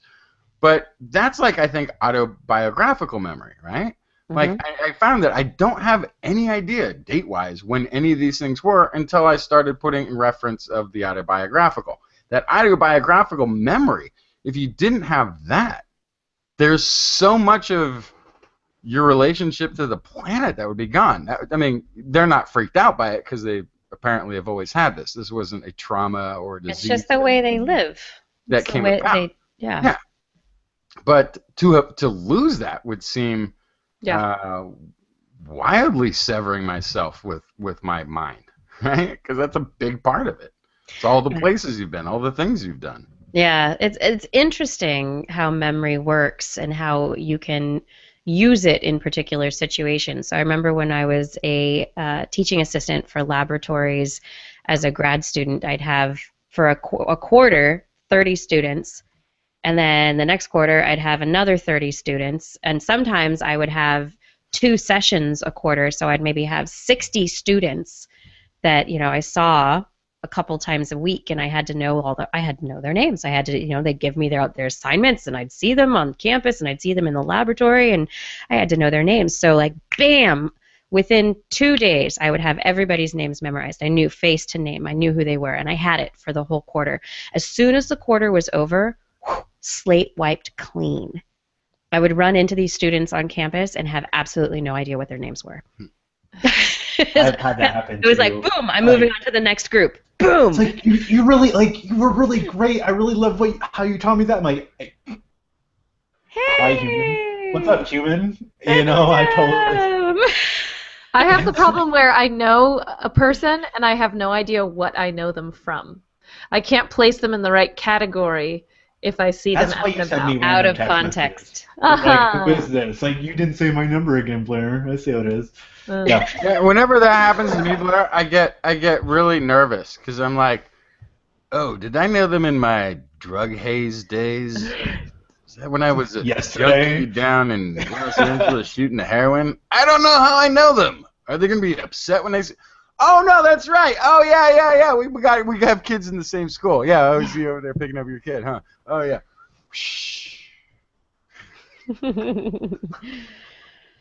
I just don't know a lot about you, Justin. He's always giving up just little. It's never any. But there is that awkward thing, like you don't. I had that. I totally. I was at a charity poker event and somebody recognized me. I didn't realize where I recognized them from. It was from some other stupid thing that. But awkward. Anyways, hey, I think this rambling on my part means we must be nearing the end of the show. We are. We have been going on for a very long time. I would love to say thank you to Scott Lewis for joining us tonight. Thanks so much. Thank you, Scott. And everyone, make sure to check out the Hubble Hangout on Friday for the real celebration over at hubblesite.org. And yes, we will be having a party. A super party! And everyone else right now, it is that time for me to say thank you to our Patreon sponsors. You ready for this? Kevin Donald, Wesley Ballard, Paul D. Disney, Kati, Sam Winzier, John Ratnaswamy, Steve DeBell, Gerald Sorrells, Greg Guthman, Dave Neighbor, Jason Dozier, Matthew Litwin, Eric Knapp, Andreas Akestad, Jason Roberts, Patrick Cohn, Shannon Tara Ginsberg, Richard Onimus, Byron Lee, E.O., Bob Calder, Jared Lysette, Ed Dyer, Ulysses Adkins, Brian Condren, Jake Jones, Trainer 84, Edvardus Rimkus, Nicholas Lai, Brian Hedrick, Cassie Lester, Chris Cross, Sarah Chavez, Stephen Sorowiak, Layla, Marshall Clark, Charlene Davidson Henry, Don Kamarechka, Larry Garcia, Randy Mazuka, Tony Steele, Lord Trentonian Moody, Daryl Lambert, Kevin Parachan, Richard Bowersox, Braxton Howard, David Fessenden, Sal Good Sam, Matt Sutter, Emma Grenier, Miranda McKennett, Brian Rossman, James Dobson, Steve Goodwin, Kurt Larson, Stephen Insam, Michael George, Craig Landon, Russell Jensen, Mountain Sloth, Jim Drapeau, Darren Lute, Tara Payne, Alex Wilson, John H. Maloney, Jason Olds, James, Paul West, Lauren Lang, Ed Bennett, Thomas Mikinen, Alec Doty, Illuma Lama, Joe Wheeler, Dougal Campbell, TMRO, Miko Pakala, Craig Porter, Adam Mishkan, Aaron Luthen, Marjorie, Paul Stanton, Scott Lajewski, David Simmerly, Tyler Harrison, Ben Rothig, Columbo Ahmed, and Gary Swinsberg. Thank you all for your support on Patreon. And if you're interested in supporting us on Patreon, you can find information at patreon.com/thisweekinscience. Also, remember that you can help us out by simply telling your friends about TWIS. That's it. On next week's show, we will be back once again with more great science news. And once again, we'll be broadcasting live online at 8 p.m. Pacific time, twis.org/live. You can watch live, join our chat room. But if you can't make it, don't worry. You can find past episodes at youtube.com/thisweekinscience or twis.org. Thanks for listening live. We know you enjoyed the show. TWIS is also available as a podcast. Just Google This Week in Science in your iTunes directory. Or if you've got one of those handheld mobile devices, you can look for TWIS for Droid in the Android marketplace or This Week in Science in the Apple marketplaces. For more information on anything you heard here today, show notes will be available on our website, www.twis.org, where you can also make comments and start conversations with the hosts as well as other listeners. Or you can contact us directly. Email Kirsten at thisweekinscience.com, Justin at twistminion@gmail.com, or Blair at blairbaz@twis.org. Just be sure to put TWIS, T-W-I-S, somewhere in that subject line, or your email will be spam filtered into oblivion. You can also hit us up on the Twitter, where we are at TWIS Science, at Dr. Kiki, at Jackson Fly, and at Blair's Menagerie. We love your feedback. If there's a topic you would like us to cover or address, a suggestion for an interview, a haiku that came to you in the night, please let us know. We'll be back here again next week, and we hope you'll join us for some more great science news. And if you have learned anything from today's show, remember, It's all in your head.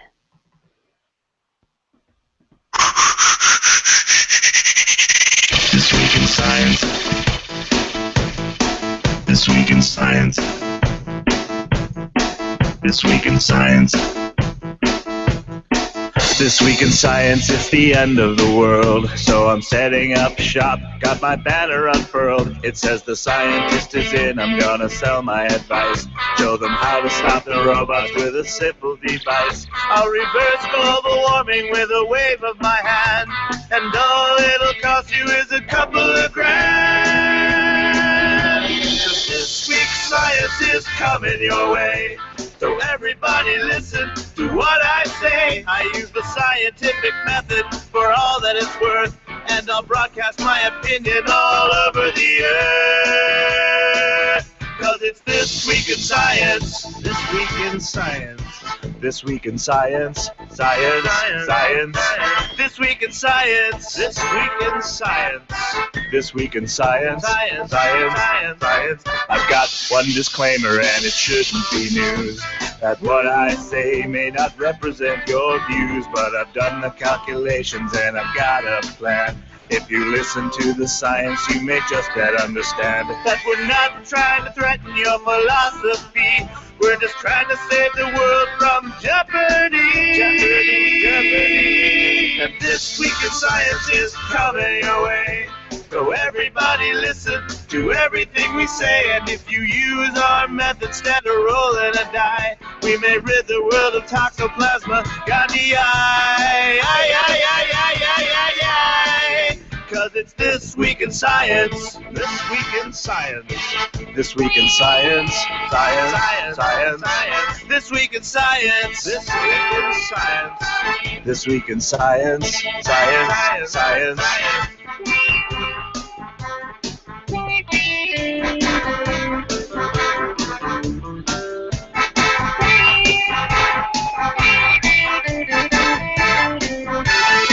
I've got a laundry list of items I want to address, from stopping global hunger to dredging Loch Ness. I'm trying to promote more rational thought, and I'll try to answer any question you've got. But how can I ever see the changes I seek when I can only set up shop 1 hour a week? This Week in Science is coming your way. You better just listen to what we say, and if you learned anything from the words that we said, then please just remember it's all in your head. 'Cause it's This Week in Science. This Week in Science. This week in science, science, science. This week in science, this week in science.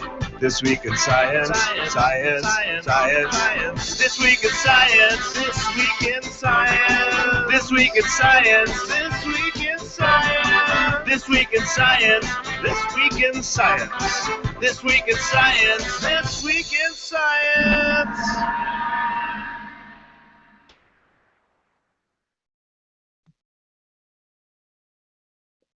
The spirit of the unicorn babe peered through the window pane, that glowed like beacon in the night. For, oh, the sky was desolate and wild with wind and rain, and how the little room was crammed with coziness and light. Ha ha ha ha! I've got a super old book, Robert Service, Ballads of a Bohemian. Nice. The unicorn babe, the spirit of the unicorn babe. Except the flirting of the fire, there was no sound at all. The woman sat behind the hearth, her knitting on her knee. The shadow of her husband's head was dancing on the wall. She looked with staring eyes at it. She looked yet did not see. She only saw a childish face that topped the table rim, a little wistful ghost that smiled and vanished quick away. And then, because her tender eyes were flooding to the brim, she lowered her head. "Don't sorrow, dear," she heard him softly say. Oh, there's another one. It's called Gods in the Gutter.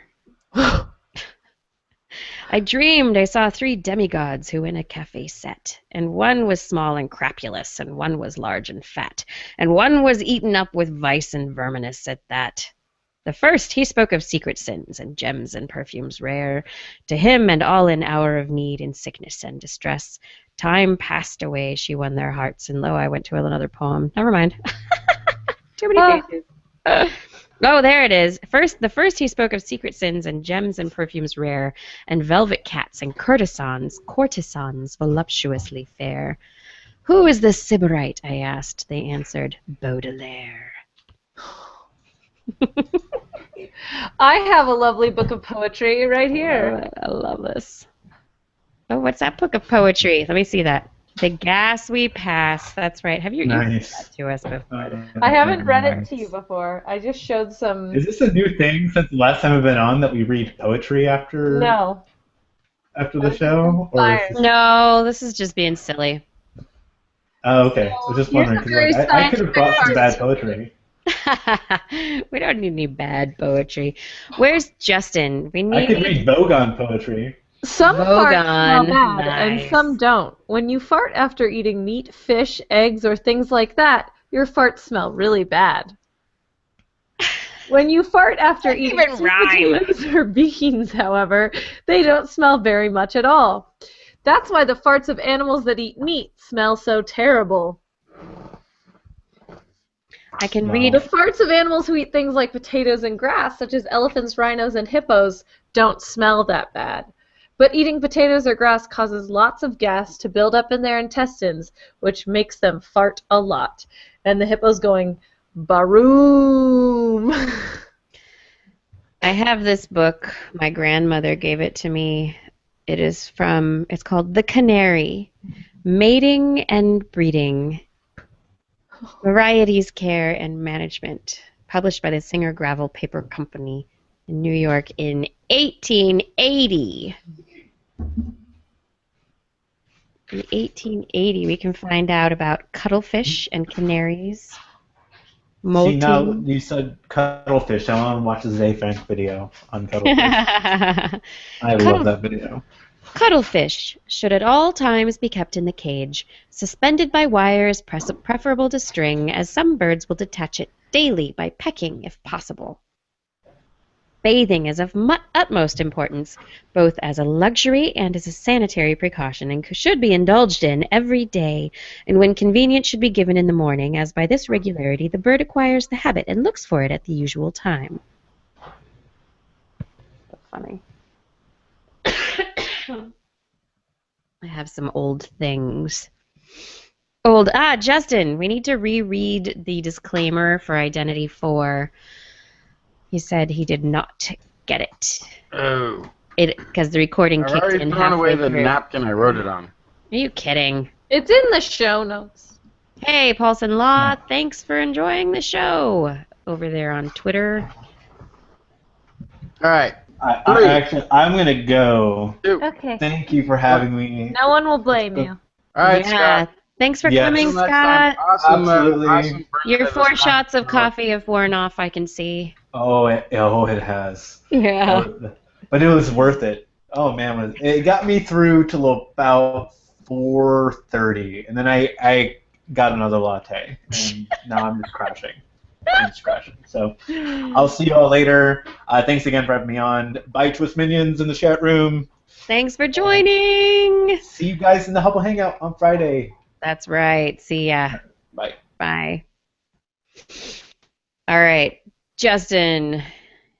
Identity for my intro. My intro. That's right. So I'll start the show again. We're gonna start the show again. Okay, Justin. That's right. He would have missed. So, identity. If you're recording. 3, 2. This is TWIS. This Week in Science, episode number. Darn it, never mind. I have the wrong number written down. Again, I don't know how I did that. 3, 2. This is TWIS. This Week in Science, episode number 511, recorded on Wednesday, April 22nd, 2015. Be good to our Earth, okay? Hey everyone, I'm Dr. Kiki, and today on This Week in Science, we will fill your head with things on Earth, living on it, and looking at it from the skies. But first... Disclaimer, disclaimer, disclaimer. People freak out about stuff all the time. It is in their nature. They have expectations of how things should be, and when they don't work out that way, they freak out. Some freakouts are subtle, like an annoyed hissing of air on exhale. While other freakouts can be much more ape-like in their demonstrative displeasure, such as widely gesticulating from your automobile at another motorist who has cut you off without using a turn signal. Yes, people freak out about the darndest things. For instance, the environment. Why would people freak out about the environment? It's just trees, after all, and air that we breathe, and water that we drink, and animals, some of which are just insects that pollinate the food that we eat, not to mention the weather above and the soil beneath our feet. Yes, the environment is perhaps one of the few things humans freak out about that actually makes sense for them to do so. Because when it's gone, a lot of the things humans have grown to love go with them. Like eating, drinking, breathing, trees, etc., etc. So, if you see us freaking out once in a while, just try to remember, every day is Earth Day here on This Week in Science. Coming up next. Nice. I think that one went better than the first one. It was good. That was well done. Yep. Yes, nicely read. Let's do another 2 hours. Let's start the show over again. I need to go to bed. I got tired. Stories I didn't get to. That's okay. Next week. Stories I didn't get to. Whiptail lizards in New Mexico. Yeah, parthenogenesis. What about it? Exactly, which means parthenogenesis. Basically, it means that they're all women. They're all lady lizards. Yeah, and they clone themselves. Yeah, but did you know that the cloning process doesn't take off? There is no development of the egg until they have mock sex. Sex lacking the actual implements for actual sex. Well, I won't say actual sex. I'm going to get a letter on that one from HR. But same-sex sex takes place, and then after emulating the sexual behavior, only then does the egg begin to develop. So even within nature finds a way, nature still uses the old way that nature worked before to get the process going. Pretty fascinating. Fascinating. Smoking within a specific subset that was studied, which is African American mothers who have a specific genetic SNP of the TP53 gene. Although this is the first time they've noticed it, so they're going to expand the study and look elsewhere. If they smoke, they have twins. If they don't smoke, they do not have twins. Okay, this sounds... It sounds, and you can say what you like, but it is apparent, it is known, that smoking has a genetic imprint, an affect upon the human genome. This, oddly, may be one. Smoking and fertility don't necessarily go hand in hand, but smoking and twins in this specific subgroup perhaps does. Another one, let's see, where else did I go? Oh, I guess that's good enough. Oh yeah, this is an interesting one.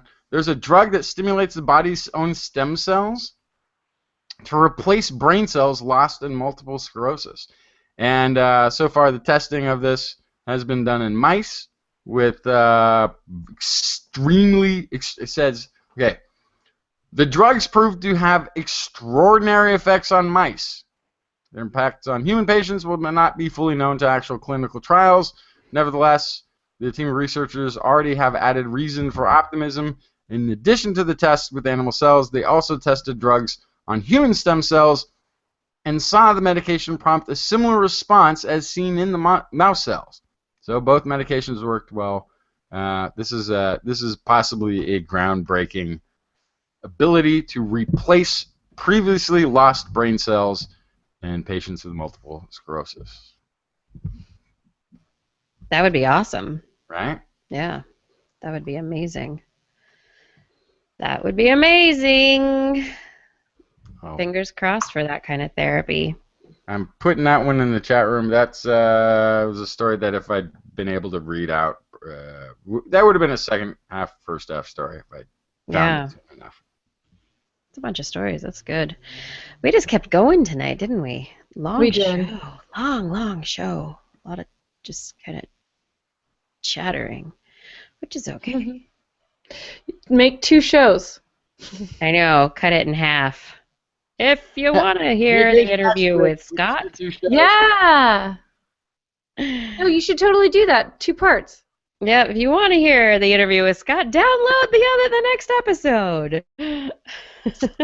I think that'd be fine. Yeah.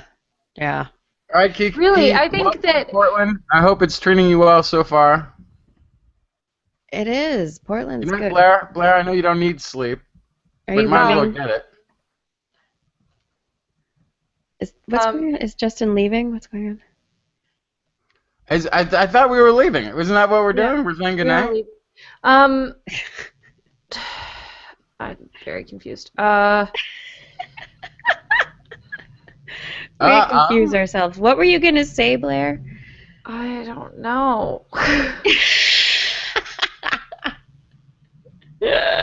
Interrupted. Lost train of thought. Completely lost train of thought. So, if you could send an animal or an invention to space, what would it be?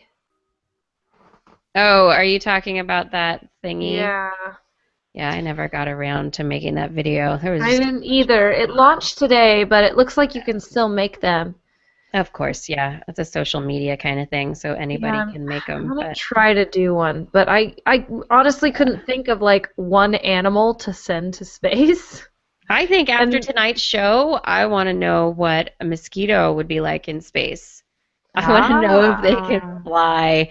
I mean, I guess it wouldn't be that different. I mean, do we have evidence of houseflies on the International Space Station? Have they made it? Fruit flies? How do they fly? Like, would the flying of a mosquito be similar to? I mean, their wings are different, but I don't know. So is there any way we could record a joint message right now? It's only 15 seconds. 15 seconds of fun. I'm yeah. so tired. All right, here we go.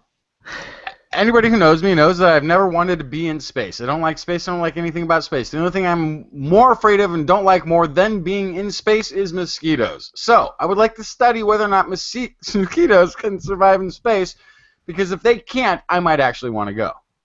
That's a great one. That was Right? perfect. I love that. That was perfect. I think we should send a legless lizard to space so aliens don't know what they're looking at. Oh, are we talking like long-term mission? Not just space station, but like sending them out on a probe? Yeah, for aliens to find. Excuse So, or actually even better, tortoise, because a tortoise can live to be 150 years old. As long as there's enough food for him up there, you could have a living tortoise in space for 150 years. Right. Longest living inhabitant of a space station could be a tortoise. Mhm. Brings a whole new idea to the meaning of Lonesome George, huh? That's funny. That's funny. It's really not, or you'd be laughing.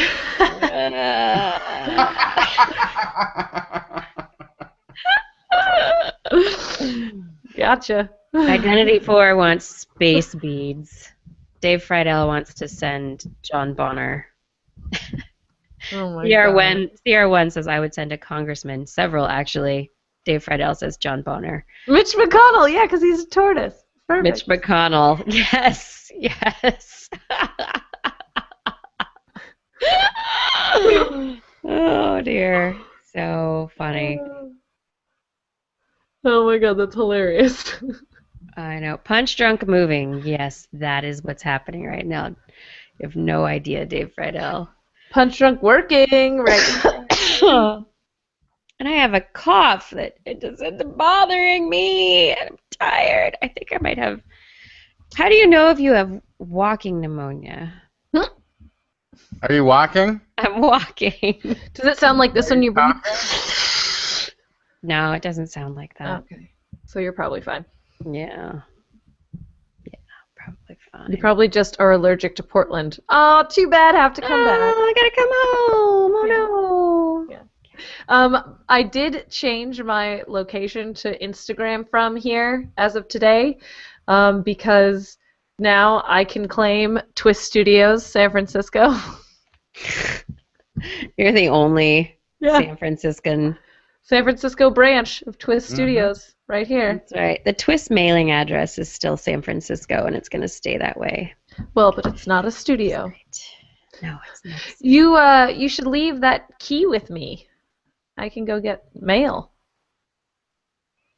Oh, yeah. No, you don't have to do that. I can. They have it. They forward it. Oh, to me. forward. Yeah. Mail forwarding. It's awesome. That's pretty sweet. Super sweet. Oh. They'll just mail it to me from there. Which is great. Oh, how come we've never done that with the books at KDVS? That's a really good question. It's going to be a really long drive for me to go pick up those books now. Yeah. Well, Goodness next time I gracious. record some Jack feedback, I can grab them for you. Right. Uh-huh. Look, there's paintings I want to make, there's books I want to write, there's radio plays I want to record. Uh-huh. I'm to We've do all got stuff, that. and it's complicated in the world, because then they're like, you gotta pay this bill, you gotta do your taxes, you gotta go to work. Everything's really difficult. I need an intern. Don't we Just all? multiple copies. Yeah. I need an intern too. I need an intern to just do stuff. deal with my regular life, my Yeah. day-to-day operations. So, what part of, what are the streets named in your sector of Portlandia? Kiki, are you a NESE? I'm an SE. You're an SE? Oh, that's the I'm good an part. SE. That's right. Oh, Southeasters. Yeah, I'm that's in where the it's at, good man. That's part. where all the cool people are hanging out. Southeastern. Yeah, right on. Yeah. It's great. We're eating our way through our neighborhood. There's a Okay. lot of good food Yeah. around here. If you get a Right. chance, go to. It may not still be there. There are Club grout. DV8. Oh, Club DV8. Okay. Not even club. It's not a club. Why am I calling it a club? It's a bar called DV8. Okay. Maybe. And order a Pepsi and Coke. See if they see if they can hook you up. That sounds ridiculous. I got in an argument there over. I asked for a Pepsi and Coke. They gave me a Jack and Pepsi. A Jack and- Jack and Pepsi, and they gave me a Jack and Coke. And I was like, well, if you don't have Pepsi, just tell me. I'll order something else. Don't like Coke. It's the same thing. It's like no. They're not the same thing. Jack and Pepsi is a completely different drink. Doesn't have cinnamon. Cinnamon? Mm-hmm. Cinnamon? I know you don't like cinnamon. Yeah. There's a little bit in your Coke. It's that caramel. It's hidden behind the caramelized thing, but it's. No wonder I like cinnamon. Interesting. Mhm. Very Must be why interesting. I prefer Coke. Yeah.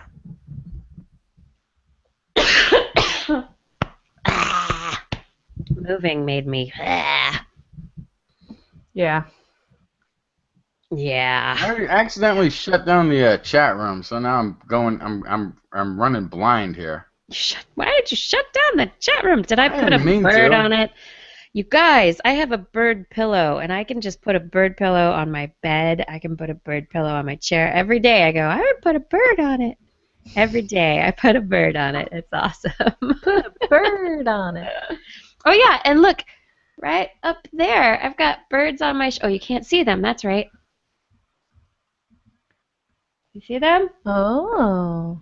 Got birds on my bookshelf. That's right. Nice. Kind of like how I have hippos everywhere. Put birds on it. I put birds on my bookshelf. There we go. I put a hippo on it. Yeah, I have to figure out how I was to... really trying to find somewhere. I've got this beautiful Hubble painting thing I was working on, where it's like the classic picture of Edwin Hubble with the pipe. Yeah. Only there's a bubble, a Hubble bubble, which A is what I Hubble call bubble? the thing. And the bubble is one of the galaxies from the Deep Field Array. That's cool. I don't know what to do with it. So...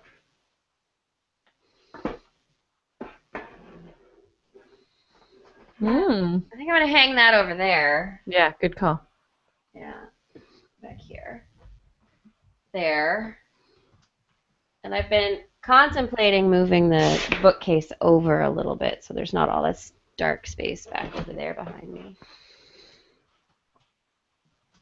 I don't know. Working it out. And then I have to get lights because right now I've got one light there and it's not the best lighting in here. I couldn't find any of my other lights.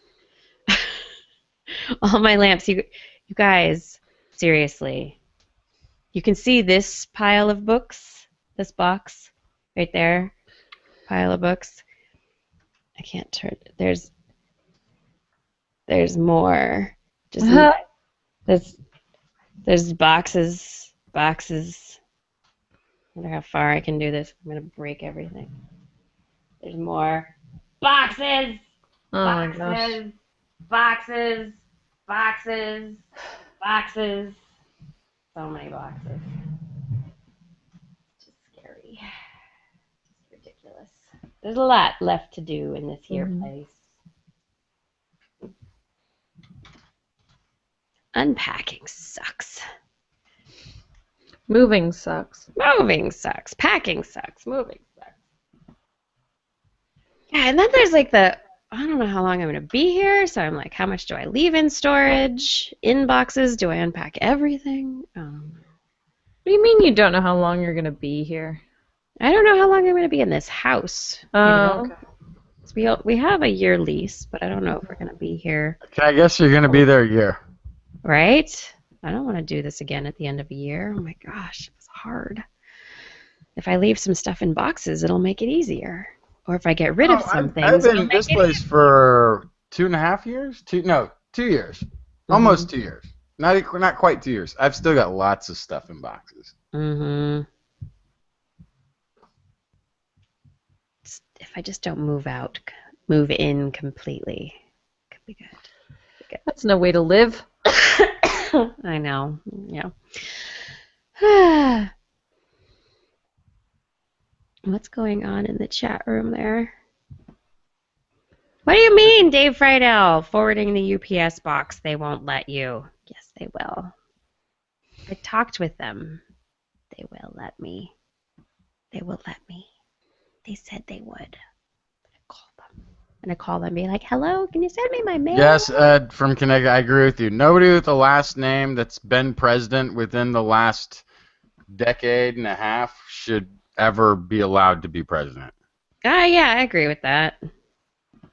Or Keep 2 them out. decades now. I guess I gotta go back a little further than a decade and a half. But still, principle, like, my biggest fear was having to, if Hillary had won last time, was explaining to my children that we live in a democracy, and yet the history of our presidencies, president recently was Bush, Clinton, Bush, Clinton, and then God knows Clinton, Bush. Okay, it's just stop.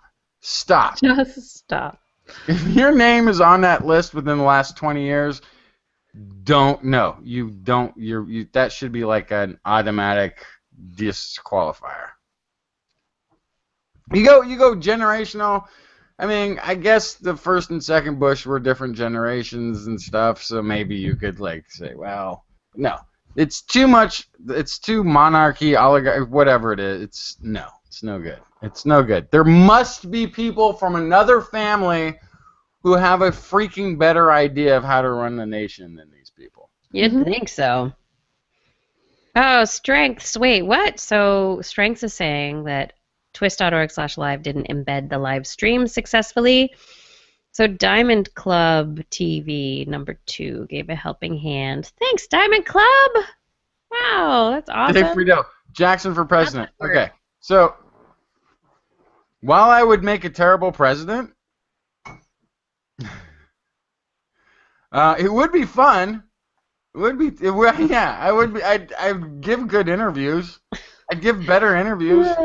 Speeches. I wouldn't let that talking spin doctor go out there and talk for me. I'd go out there and do the press updates myself. That would be one difference in the Jackson presidency. I would do my own spin. But you're right. It would be very snarky, and it would become very hostile very quickly. I'm sure.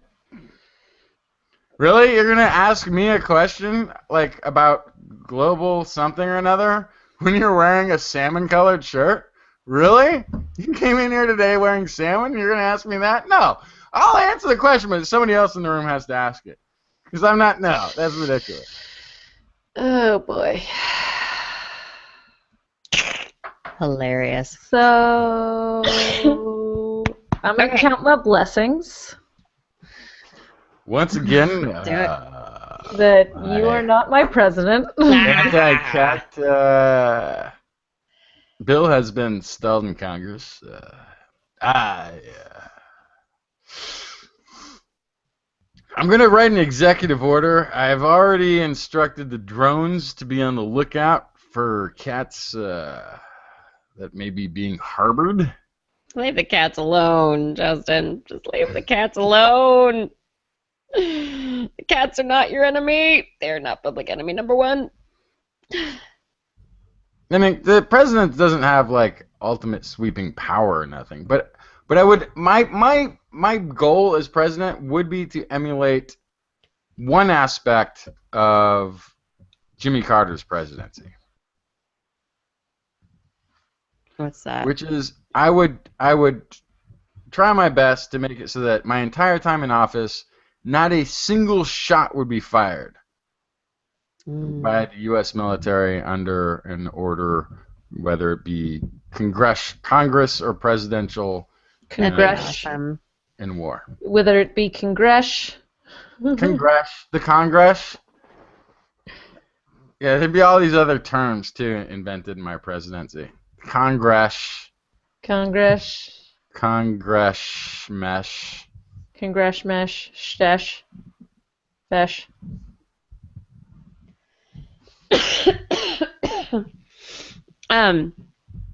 Next week I'm going to be in Wisconsin Whoa. for Wednesday. So For why?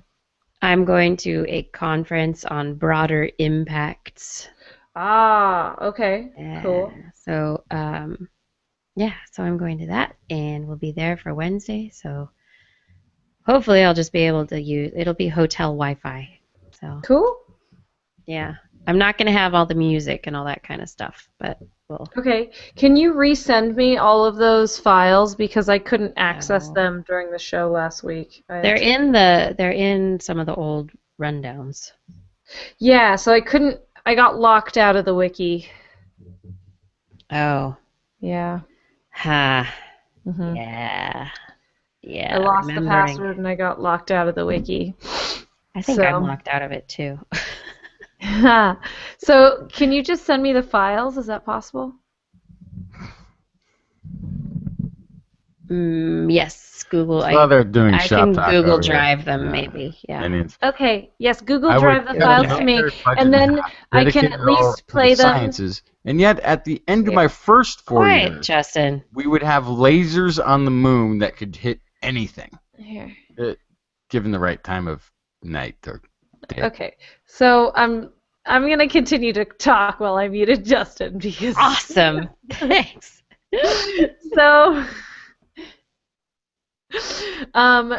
if you send me the files, I can at least play them like into a speaker into my microphone, and that Right. worked pretty well that one time.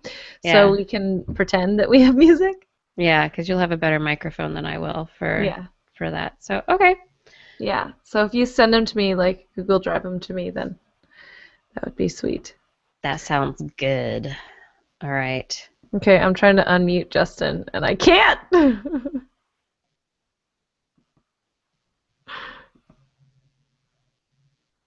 No, it's like when you mute somebody, you can't unmute them. I think They they have have to to unmute unmute themselves. themselves. Yeah, Justin has to unmute himself. I sent a Snapchat of myself being snarky. Okay, anyway. Justin, unmute yourself. No, he's not going to do it, probably just on principle. All right, fine. Okay. Well, good night, everybody. Yeah. I bet I can unmute him. Hold on. Does this go? Nope, that doesn't say. That's He has just to do volume it. control. Yeah, he has to do it. Justin, you have to unmute yourself. I can go into control room. Here we go. There we go. He's back. Uh-huh. I have control room. I can unmute you. I am in charge. There you go. That's why you're the executive producer. That's right. That's right, Mick. Wait, you're the executive producer? Who do you think was the executive producer? I didn't know we had one. I just thought Kiki was the producer. Wait, if you're the executive producer, who's the producer? We're both producers because we produce content. But no, if there's an executive. You don't have an executive producer unless there's a producer. Of course we do. Yeah. You and I are both producers. No. Are we? Am I a producer? I mean, the fact that the show Producer? happens Producer? when Producer? Kiki's not here means we have some sort of say, right? Producer. I mean,